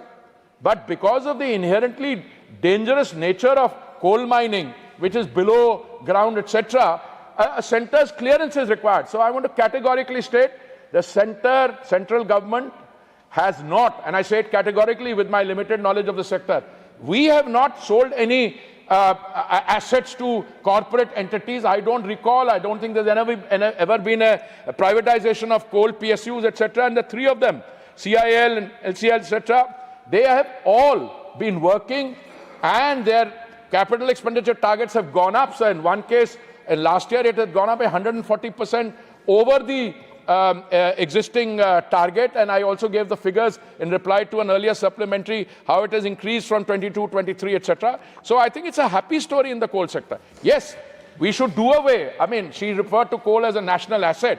But if you're an environmentalist, you should say, by slowly use your coal, produce more, which we are doing. We are importing less. We are saving 60,000 crores, I think, on foreign exchange because of lessening of imports. And today we are in the happy situation. We are also making the transition to solar energy and other cleaner energy, sir. Now question number 92, Shriman Rajendra Gupta ji. The third supplementary, Dr. Ajit Kopchadeji.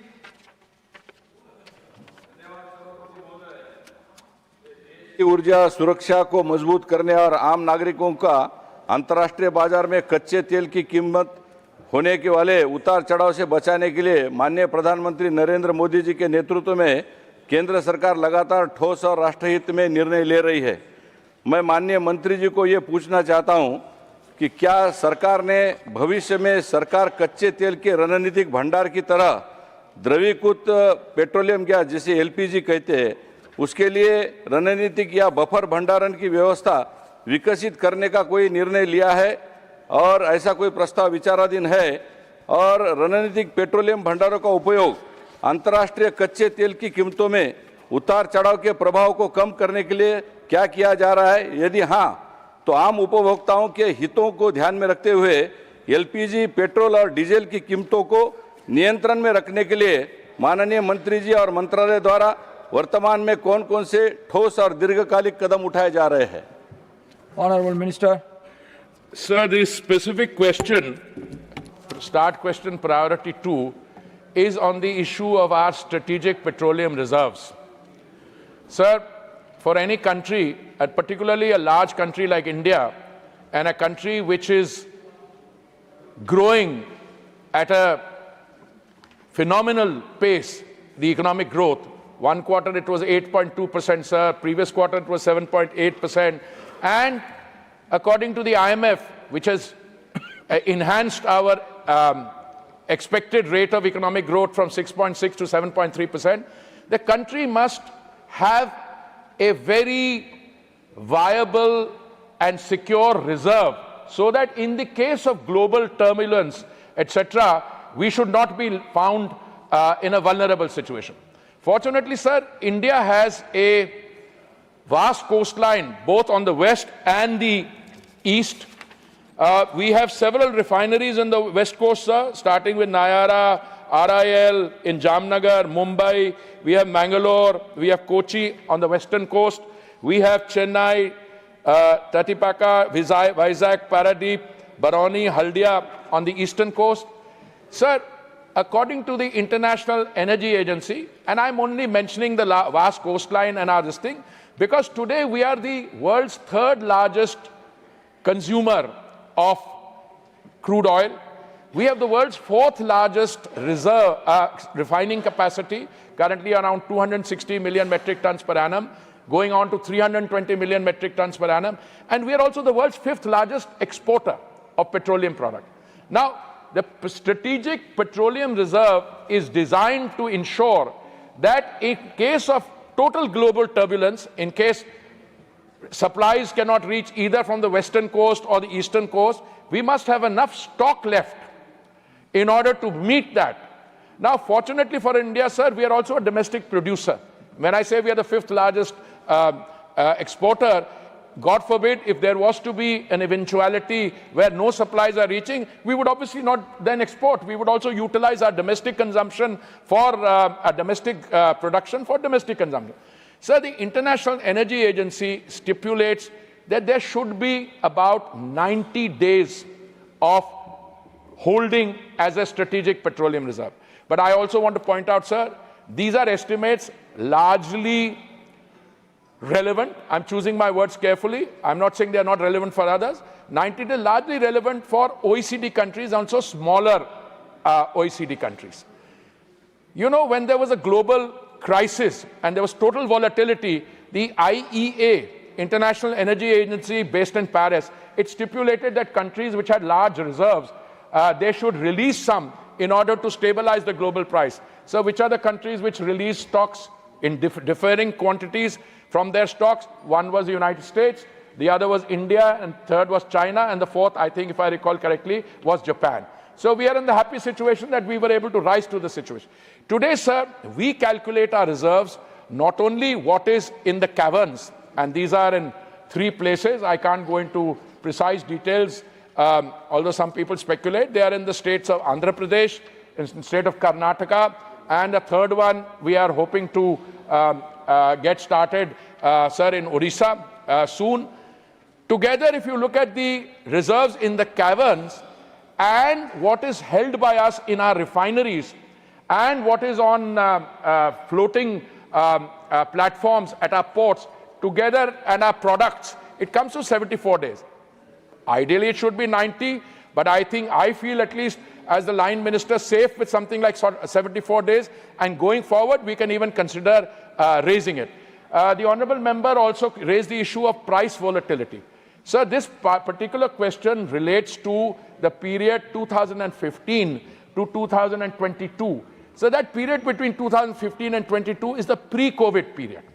And it also covers the COVID period and till 2022 when COVID was mercifully on its way out. Sir, we filled the current stock at that time, at 2015 to 22, at prices, which I may say, because normally we don't discuss the price at which we buy oil, at roughly 50% of the prevailing price today, which is, sir, very creditable. Because you bought it at 50% of the correct price. Now, you would be making a mistake if you were to buy crude at a price and then, it drops and then you'd say, well, you've made a mistake. You should have waited to buy. So there is always a balance involved. I'm very happy to inform this House through you, sir, that we have been able to weather the international turbulence thanks to the far-sighted and visionary policies of the Honorable Prime Minister. We have been able to ensure availability, affordability and sustainability, the trilemma of energy. And today, whether it is a question of biofuels, a reference was made in the question also to liquefied petroleum gas, our production is going up. We are also signing international arrangements. When the president of the UAE, he was here recently, sir, we signed another deal with them. We are importing about, I think, $9 billion worth of natural gas from them. We're also importing from Qatar, from other countries. Also, sir, we have a situation on petroleum gas, liquefied petroleum gas, which is a cylinder gas, which is a product of a refinery. We also signed an agreement with the United States, sir, for buying 10% of our requirements from there. So overall, sir, the strategic petroleum reserve is a very important component in our economic security. And economic security means that a democratically elected government and the Prime Minister feels particularly responsible to the common man, the Aam Aadmi, that the prices should be at lowest level, and they are lower today than in most parts of the world. In fact, cooking gas has been supplied, I got the note in hand, cooking gas, which is in cylinders, sir, there was, in 2014, we had 14 crore connections. And if 1 crore connection is for a family, it's gone up to 33 lakh connection. And if there are 4 people in a family, we've virtually saturated the country. In addition to that, that is being supplied to Ujjwala beneficiaries, sir, for as little as 5 rupees in a day. And if the beneficiary is not an Ujjwala beneficiary, but a non-beneficiary, he or she is also getting it in his or her kitchen for as little as 13, 14 rupees per day.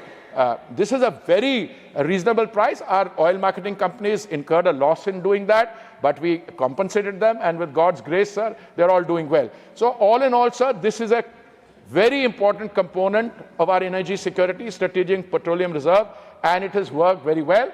The 74 days of stockholding we do, sir, we just don't keep it there. 50% of it is also available for trading. And if there were to be a requirement, Government of India would have the first claim on it. But because if you keep too much of stuff in your godown or basement, then it seems unproductive. But we use 50% of this also to supply the country's needs and for trading. Thank you, sir. Next supplementary, Shriman Mastan Rao Yadav Bidaji. Thank you for giving me opportunity to raise a supplementary question, sir. So the recent discovery of natural gas reserves in Andaman offshore area has therefore generated expectation of strengthening domestic production. In this context, I would like to ask the Honourable Minister through you, sir, whether any timeline has been set for the full appraisal of these reserves and be brought into production so that the development process can be commenced with the aim of reducing import dependence from other countries, sir. Thank you, sir. Honourable Minister. The honourable member for asking this question. Whenever a natural gas minister appears for an examination, he is hoping this is the question which is asked. because it also provides us an opportunity. But before I go to the Andaman Nicobar Islands discoveries or the Krishna Godavari bases or Mumbai High, I just want to make a few comments by way of an introduction. Sir, petroleum and natural gas exploration and production is by definition a long-term process. It has a big gestation period and it is heavily capital intensive. In the years between 2006 and 16, sir, when another government was in office, no work was done on exploration and production, sir. We were in the unhappy situation that people used to give us pious homilies and preach, why do you want to do E&P? There is enough gas and oil available in the global market. It's cheaper to buy. Sir, I don't like to use language like this, but it is very, very clear that these were people representing some other interest. They did not have the national interest at heart. So when Modi ji, the Honorable Prime Minister, assumed responsibility in the year 2014, he changed it, and from 2016, the dead decade came to an end and we started changing our policy. We went from production sharing agreements to revenue sharing agreements. And to give the Honorable Member an example, sir, in Guyana, which is one of the biggest finds of oil and gas in the world, they dug 46 wells, each one costing more than 100 million, 1,000 crores. It was on the 47th well that they found it. And lo, then the history changes. So insofar as the Andaman and Nicobar area is concerned, I just want to say the geographical location is such, it comes from Indonesia, right where Myanmar is, and then comes down. We have dug 3 or 4 wells there. Each time we have dug, we have found oil or gas. And we have sent it for seismic. So we have to go on doing this because we did 17 kilometers to the west of the Andaman Islands, we found oil and gas. We did 18 kilometers to the east, we found oil and gas. But the trick, or rather the challenge, is to find where the vertical linkages are so that you can find the point at which you get the maximum economic result. Sir, this is all very expensive process, but I can share with you that the Prime Minister launched, it's well known, the Samudra Manthan program, which was announced by him, and deep water spells spudded in ANN Islands by ONGC and OIL. All of them have been successful, except that we need to do more to find out where a really big this thing, because it's very high cost. And if you spend a lot of money and go into one spot, you will find you spent the money, maybe the economics were not worth it. But its area is rich, and once we find that, in fact, my ministry did a review, a presentation before the Honorable Prime Minister, not only because of the Samudra Manthan program announced by him, but his instructions to us are very clear. This is a national interest. Go ahead. 125 kuwais khodiye. And go ahead every year. So we are going to increase the number of things, no matter what the cost, thanks to the Samudra Manthan and the budgetary outlays and our own oil marketing companies, those which are in the upstream, they will also put their resources. It is very positive, except that every time they do something, they have to report it to the Directorate General of Hydrocarbon and also to the stock market, etc. This is a process which will go on. Meanwhile, we are doing well in the Krishna Godavari basin, sir. I think the gas per day has gone up to 55,000 barrels of oil. Gas has also gone up. Bombay High, where there is a rejuvenation of the ONGC earlier facility, which was, I think, 1976 or so. There also BP is trying to revive it, and they're also very positive. So it's a positive outlook scenario in total terms, sir. Fifth supplementary, Shriman Mayank Nayak ji. Thank you, Chairman, sir. Sir, ये petroleum भंडारों का जो प्रश्न है उसको साथ में महसाना गुजरात में ओएनजीसी में पिछले कई सालों से ऑनशोर पे सबसे ज़्यादा ऑयल निकालने वाला क्षेत्र है। पूरे उत्तरी गुजरात में महसाना, पाटन, बनासकांठा, गांधीनगर, साबरकांठा, ये सभी जिलों में सबसे ज़्यादा ऑयल क्रूड निकलता है। मेरा माननीय मंत्री से पूछना है, क्या सरकार द्वारा उसी क्षेत्र में कोई इंडस्ट्री, कोई रिफाइनरी लगा के वहाँ के लोगों का रोजगारी मिले, ऑयल वहाँ से पाइपलाइनों के द्वारा दूसरी जगह पे रिफाइनरी में जाती है तो वहीं डाल के जो जाने का खर्च है वो भी सरकार का बच सके, और उस क्षेत्र में जो डेवलपमेंट और इंडस्ट्री लेवल में पिछड़े हुए पाटन बनासकांठा वगैरह में, तो वहाँ ऐसी इंडस्ट्री और रिफाइनरी डालने का माननीय मंत्रालय का कोई विचार या सोच है, वो आपके माध्यम से मैं जानना चाहता हूँ। Sir, I have a map of It's not India. belong to you or our party. Sir, I have a map of India. Sen is not belong to your party. No, please. Please, Sir, this is only 3 supplementaries. Sir, I have a map of India in front of me which shows all the refineries, sir, from Batinda, Panipat, Mathura in the north, Rajasthan, Barmer, which is coming up. It has several in Gujarat and West India. And the Gujarat refinery, sir, if I may say, Nayara is what, 20 million metric tons per annum. The Reliance in Jamnagar, one of them is 35 million metric tons, and another one is 33. Then you go to Mangalore, Kochi, Chennai, Trivandrum, all over the country. Sir, a refinery by its very definition is a very big capital investment. We already have 260 million metric tons per annum. Now, if I were the member from Mehsana as my friend, I would also want it in my constituency. But if there are several refineries in the area, we can't multiply. Now, if I were to look at the current map, it's very evenly distributed. And the capacity of these refineries, sir, is going up to 320 million metric tons per annum in any case, through the autonomous processes which are there. And the kind of plans that are here from our industry, they in fact show that it will go up to 400 million metric tons per annum or even higher. Sir, in a few years' time, the global scenario will be characterized by only 3 or 4 countries which will have such refineries. India is already the world's 4th largest refiner.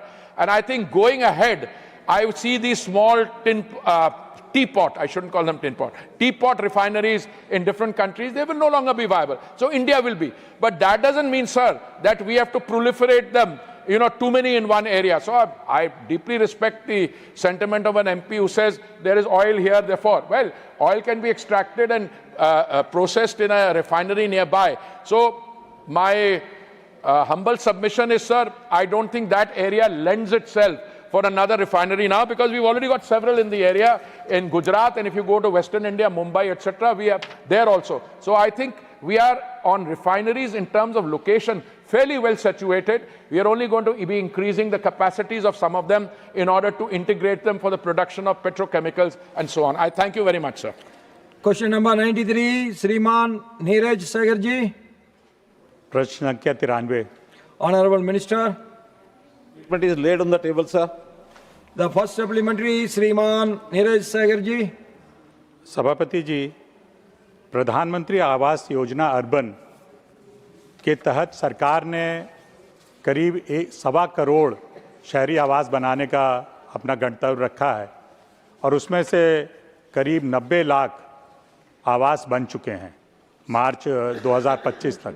इसके लिए मैं माननीय प्रधानमंत्री और माननीय मंत्री जी को बधाई देता हूं। मैं माननीय मंत्री जी से मेरा प्रश्न ये है, उत्तर प्रदेश तथा उससे जुड़े औद्योगिक क्षेत्रों में बड़ी संख्या में आवासीय आबादी को ध्यान रखते हुए PMAYU 2 के अंतर्गत किराए के आवास के लिए कौन सी विशेष प्राविधान किए गए हैं और उनका लाभ कामगारों की जमीनी स्तर पर कितना हो पाया है? Honorable Minister. सभापति महोदय, प्रधानमंत्री जी ने हाउसिंग फॉर ऑल, सभी के लिए आवास, इस योजना के अंतर्गत और PMAY योजना की शुरुआत ये 2015 में की थी, और जैसा हमारे आदरणीय सदस्य महोदय ने बताया है कि इस समय तक कुल 94 लाख लोगों को और मकान उपलब्ध हो चुके हैं। पहले जो योजना तय की गई थी उसके कंपोनेंट्स में 4 कंपोनेंट्स जो है वो तय किए गए थे, जिसके अंदर बेनिफिशियरी लेड स्कीम, अर्थात जिनके पास अपना प्लॉट है वो गरीब आदमी भी उस प्लॉट के लिए और आर्थिक सहायता लेकर के और उस पर अपने मकान बना सकते थे। इसी प्रकार दूसरा था कि अफोर्डेबल हाउसिंग इन पार्टनरशिप, जिनके पास अपना ज़मीन नहीं होती थी उनके लिए ऐसे वर्ग को और एक अफोर्डेबल हाउसिंग स्कीम के अंतर्गत सस्ते दामों पर और वो मकान उपलब्ध कराए जाते थे। इसमें केंद्र की ओर से 1.5 लाख रुपया और ये दिया जाता था, लेकिन संयोग ऐसा कि उसके अंदर प्रदेशों का कोई अंशदान ये नहीं तय किया गया था। प्रदेश अपनी ओर से जो उसमें योगदान घोषित करना चाहते थे वो करते थे। कुछ प्रदेशों ने किया जहाँ अच्छी संख्या में वो लोग मकान ले करके और पब्लिक को दे सके, जिन्होंने नहीं किया वहाँ ये कमी रह गई थी। इसी प्रकार तीसरा जो था उसमें इंटरेस्ट सब्सिडी स्कीम, ये MIG और LIG लोगों के लिए जो अपना पैसा खर्च करके मकान बनाते थे, बैंक से लोन लेते थे, उनको इंटरेस्ट की सब्सिडी ये दी जाती थी ताकि उनको भी एक लाभ मिल सके। और अंतिम कैटेगरी थी जो in situ slum development ISSR, अर्थात जो लोग झुग्गी झोपड़ी में बैठे थे उनके लिए इन सीटू मकान दिए जाए। संयोग ऐसा हुआ कि इन सीटू मकानों का निर्माण ये करने के लिए योजना बनी, लेकिन बहुत कम लोग ये आगे आ पाए क्योंकि झुग्गी झोपड़ी लोगों के पास उतना पैसा होता नहीं था और इसमें सरकारी सहायता भी 1 लाख रुपया थी। तो बहुत प्रदेशों ने इसमें अपनी रुचि कम दिखाई, तो इसलिए PMAY 2 में इसको बदल दिया गया और बदल करके इसमें अफोर्डेबल रेंटिंग हाउसिंग इसका प्रावधान किया ताकि लोग अपना मकान अगर नहीं भी ले सकते तो एक जितना कम से कम किराए में वो लोग रह सकते हैं, उनको किराए के मकान ये उपलब्ध हो जाए। तो इस प्रकार से इस योजना में एक परिवर्तन करके और ये 2 में लाया गया। अब कठिनाई ये आई कि आखिर ये औद्योगिक क्षेत्रों में रहने वाली जो प्रवासी आबादी के जो लोग थे, इनको कौन सी योजना का लाभ इसमें मिले। तो अफोर्डेबल रेंटल हाउसिंग स्कीम के अंतर्गत और ये लोग अपना लाभ उसमें उठा रहे हैं, क्योंकि बहुत से प्रवासी लोग स्थायी रूप से निवासी एक स्थान पर नहीं होते, तो उनको भी संकोच होता है कि हम अपना मकान वहाँ न बनाएं, जब आवश्यकता हो तो यानी किराए पर हमको उपलब्ध हो जाए, तो ऐसे सस्ते किराए पर और ये मकान इनको मिले। तो इसलिए PMAY 2Y में इसका प्रावधान जो किया गया कि वर्कर को अलग से एक अफोर्डेबल रेंटल हाउसिंग स्कीम इसका वर्टिकल ये बनाया गया है और मैं समझता हूँ इसका पर्याप्त लाभ उनको मिला है। और आवास का जो स्वामित्व नहीं चाहते थे अल्पकालीन अवधि के लिए, उनको किराए के आवास की ये योजना इसका लाभ मिलता है। सेकंड सप्लीमेंट्री श्रीमान नीरज सागर जी। सभापति जी, मैं सरकार ने जो शेल्टर फॉर अर्बन होमलेस योजना के तहत परमानेंट शेल्टर बनाने की जो सराहनीय काम किया है उसके लिए मैं उनको बधाई देना चाहता हूं। मेरा दूसरा प्रश्न यह है, क्या राज्य सरकार PMAY 2 के अंतर्गत केंद्रीय सरकार, केंद्रीय सार्वजनिक क्षेत्र उपक्रमों, राज्य सार्वजनिक क्षेत्र उपक्रमों की भूमि पर झुग्गी झोपड़ी विकास परियोजनाएं प्रभावित कर सकती है? और ये इसलिए क्योंकि जो झुग्गी झोपड़ी में रहते हैं उनका जीवन बड़ा कष्टदायक होता है। अगर उनको पक्के घर मिलें तो इन जमीनों पे क्या प्रस्तावित कर सकती है आपकी योजनाएं? Honourable minister. सभापति महोदय, ठीक चिंता व्यक्त की है अपने सदस्य महोदय ने कि बहुत से ऐसे लोग जो झुग्गी झोपड़ी में रहते हैं उनकी अपनी ज़मीनें नहीं होती, बल्कि कहीं ना कहीं एनक्रोचमेंट में अथवा झुग्गी झोपड़ी बना करके वो रहने लग गए हैं। उसमें इन सीटू बनाने के बाद भी उसमें आते नहीं हैं। BLC उसमें प्लॉट होना उनके लिए अनिवार्य है। तो बहुत सी प्रदेश सरकारें ज़मीन का आवंटन ऐसे व्यक्तियों को, ऐसे परिवारों को करते हैं ताकि ज़मीन मिल जाए, तो फिर वो BLC प्रोजेक्ट के अंतर्गत भी आ सकते हैं।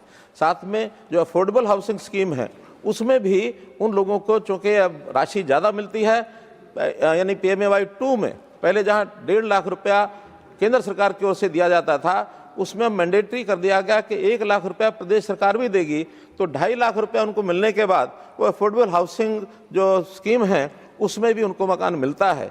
फिर भी यदि ज़मीन प्रदेश सरकार देती है तो ठीक है, अन्यथा बहुत से ऐसे CPSUs हैं, SPSUs हैं जिनके पास जो ज़मीन में भी डील करते हैं, ज़मीनें अपनी होती हैं, उनको भी प्रावधान किया गया है कि वो हाउसिंग स्कीम के लिए अगर अपनी ज़मीन उपलब्ध करवाते हैं तो ऐसे लोगों के लिए उस ज़मीन का उपयोग किसी भी स्कीम में करके उनको मकान उपलब्ध कराए जा सकते हैं। इसमें कहीं कोई कठिनाई नहीं है, क्योंकि आखिर तो हर किसी को मकान मिले, बहुत से प्रकार ऐसे बनाए गए हैं और आगे भी जिस प्रकार के यानी हम हमारे पास सुझाव आते हैं कि कैसे हम फैसिलिटेट कर सकते हैं, होमलेस को कैसे मकान मिले, इसके लिए अलग अलग से योजनाएं जो बनाई गई हैं, इसमें अन्य भी कोई सुझाव अगर आते हैं उस पर भी हम विचार करने के लिए तैयार हैं।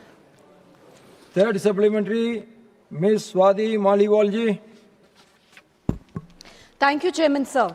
सर, JNNURM स्कीम के अंतर्गत केंद्र सरकार और दिल्ली सरकार ने हजारों करोड़ों की लागत से दिल्ली में 52,344 फ्लैट्स गरीबों के लिए 2016 में बनाए, लेकिन सर आज तक इनमें से दिल्ली सरकार ने सिर्फ 4,871 फ्लैट्स ही गरीबों को आवंटित किए, बाकी सारे घर पड़े पड़े खंडर बन गए। सर, मैं खुद इन घरों को देखकर आई हूं, ये बहुत अच्छे खासे बड़े फ्लैट्स थे, लेकिन अब पूरी तरीके से बर्बाद हो चुके हैं। सर, तब की दिल्ली सरकार ने ये घर गरीबों को इसलिए हैंडओवर नहीं किए क्योंकि वो चाहते थे कि स्कीम में नाम में मुख्यमंत्री शब्द ऐड हो। सिर्फ इतने से क्रेडिट वॉर और वोट बैंक पॉलिटिक्स के चलते करोड़ों का नुकसान हुआ और गरीब गरीब ही रह गया। Sir, I want to ask the Honorable Minister whether the government is planning to register an FIR against the then Delhi government for blatant wastage of government funds. Also, अब उनके कोई plans है इन flats को ठीक करके गरीबों में आवंटित करने के लिए? कब तक सर ये flats, अच्छे खासे flats ऐसे ही पड़े रह जाएंगे? Thank you, sir. Honorable Minister. सभापति महोदय, ये बात ठीक कही है हमारी सदस्य महोदया ने कि 2012 में इस स्कीम के अंतर्गत JNNURM के मकान बनाए गए थे। इसमें प्रदेश सरकार का भी अपना रोल था, केंद्र सरकार का भी उस समय का रोल था, लेकिन मुझे हैरानी है इस बात की कि 2012 के बनने के बाद भी प्रदेश सरकार आखिर 10 साल 12 साल मुझे ये कहने में थोड़ा संकोच हो रहा है कि हमारी बहन सदस्या उसी पार्टी के साथ उसी सरकार के साथ शामिल थी, लेकिन आज इनकी भी इच्छा है कि उसकी कोई इंक्वायरी कराई जाए और कमेटी बैठा करके जो दोषी लोग हैं उनके खिलाफ कार्रवाई करनी चाहिए। वो मकान पड़े पड़े बिना आवंटन के और मुझे लगता है शायद 30,000 से भी ऊपर वो मकान आज भी हैं, 48,000 मकान आज भी हैं और उसमें इतने सालों के बाद वो खंडर भी हो चुके हैं, कई जगह रहने लायक नहीं है। अब उसकी मुरम्मत कराने के लिए दिल्ली सरकार आगे आई है कि जाके जो झुग्गी झोपड़ी के लोग उसमें जाकर रहना चाहते हैं, इस लेवल के बनते हैं, उनको तो वहाँ रखा जाएगा और जो लिवेबल नहीं है उसकी जांच करा करके उसको तोड़ करके नए सिरे से बनाया जाएगा। बाकी जैसा सुझाव इन्होंने दिया है इस पर विचार करेंगे कि उसके दोषी के खिलाफ कार्रवाई क्या करें। फोर्थ सप्लीमेंट्री, श्रीमान सुभाषिष कुंदिया जी। जय Jagannath. Thank you chairman sir. मैं आपके माध्यम से माननीय मंत्री जी से पूछना चाहता हूं कि उड़ीसा को प्रधानमंत्री आवास योजना में कितने फंड्स एलोकेट किए हुए हैं और उनमें से कितना यूटिलाइजेशन हुआ है? Thank you. Honourable minister. अध्यक्ष महोदय, देश भर के अंदर तो मकानों की संख्या जैसे बता गई कि 1,12,000 ऐसे यानी सैंक्शन होने का था PMAY 1 में और उसमें से 90 लाख से ऊपर 1,12,00,000 और 90 लाख से ऊपर आवंटित किए जा चुके हैं। लेकिन चूंकि ये प्रश्न इस विषय से जुड़ा हुआ नहीं है, फिर भी जो 3 वर्ष में यानी पिछले 3 वर्षों का आंकड़ा मेरे पास है, स्टेट बताई उड़ीसा के अंदर पिछले 3 वर्ष का अगर मैं इनको हिसाब बता सकता हूँ, चूँकि प्रश्न ही 3 वर्ष का आया था, तो 3 वर्ष के अंदर उड़ीसा में 22-23 में 1,325 मकान, 23-24 में 27,740 मकान और 24-25 में यही मकान 5,304 मकान, इतने सैंक्शन हुए। कुल आंकड़ा उड़ीसा का सैंक्शन हुए 2,23,000 मकान, ग्राउंडेड हुए 1,92,000 मकान, कंस्ट्रक्शन कंप्लीट 1,69,000 मकान, ये सब अप्रोक्सीमेट संख्या। और इसमें इन्वेस्टमेंट भी जो गई है 10,000 करोड़ रुपया का इन्वेस्टमेंट यहाँ सैंक्शन हुआ था, जिसमें सेंट्रल असिस्टेंस वो 3484 करोड़ रुपए की थी। तो इस प्रकार का उड़ीसा का ये आंकड़े हैं। श्रीमान सतपाल शर्मा जी। चेयरमैन सर, आपके माध्यम से मैं मंत्री जी से जम्मू कश्मीर के विषय में कुछ जानकारी चाहता हूं। जम्मू कश्मीर भी हमारा एक ऐसा क्षेत्र है, यहाँ पर गरीब तबके के लोग भी जो हैं वो बहुत मात्रा में मौजूद हैं।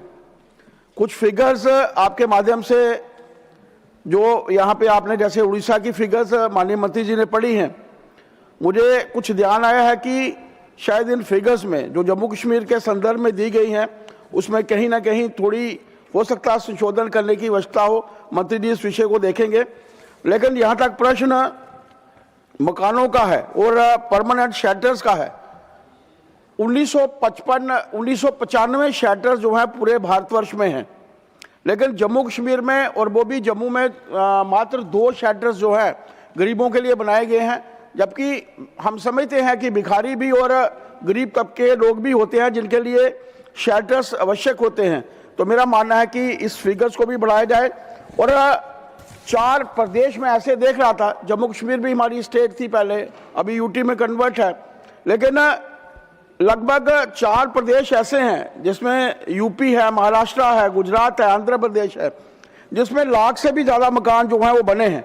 लेकिन यहाँ तक 3 साल का प्रश्न है, जम्मू कश्मीर में मात्र 19,375 मकान जो हैं वो बनाए गए हैं। तो माननीय आपके माध्यम से मंत्री जी से मैं चाहूँगा कि जम्मू कश्मीर के विषय में जो जानकारी आपकी फिगर्स में रखी गई है उसको कृपया एक्सप्लेन करें। बहुत बहुत धन्यवाद। Honourable minister.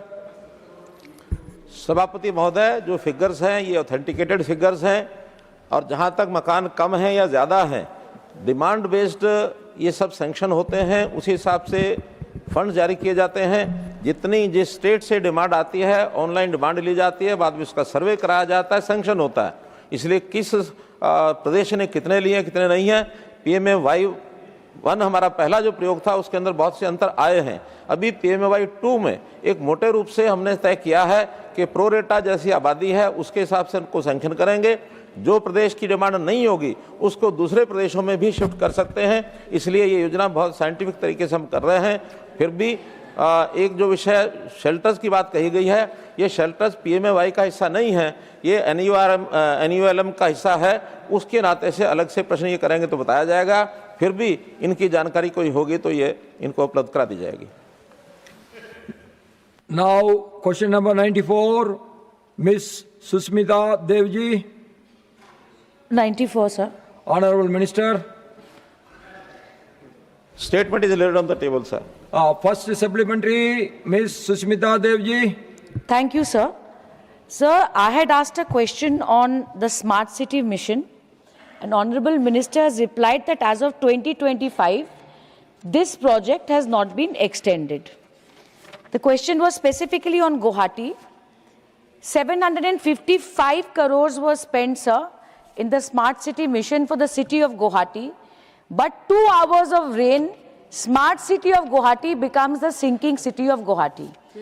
Now, given that this mission is closed, I would like to ask the Honorable Minister that, sir, in your ministry, my data shows around 40% of your allocation, 38,000 crore plus, has remained unspent as of March 2026. Sir, is there any proposal from the state government of Assam to fix the serious menace of flash floods in Guwahati, because it has taken the life of a young boy called Avinash in 2024? Thank you, sir. Honorable Minister.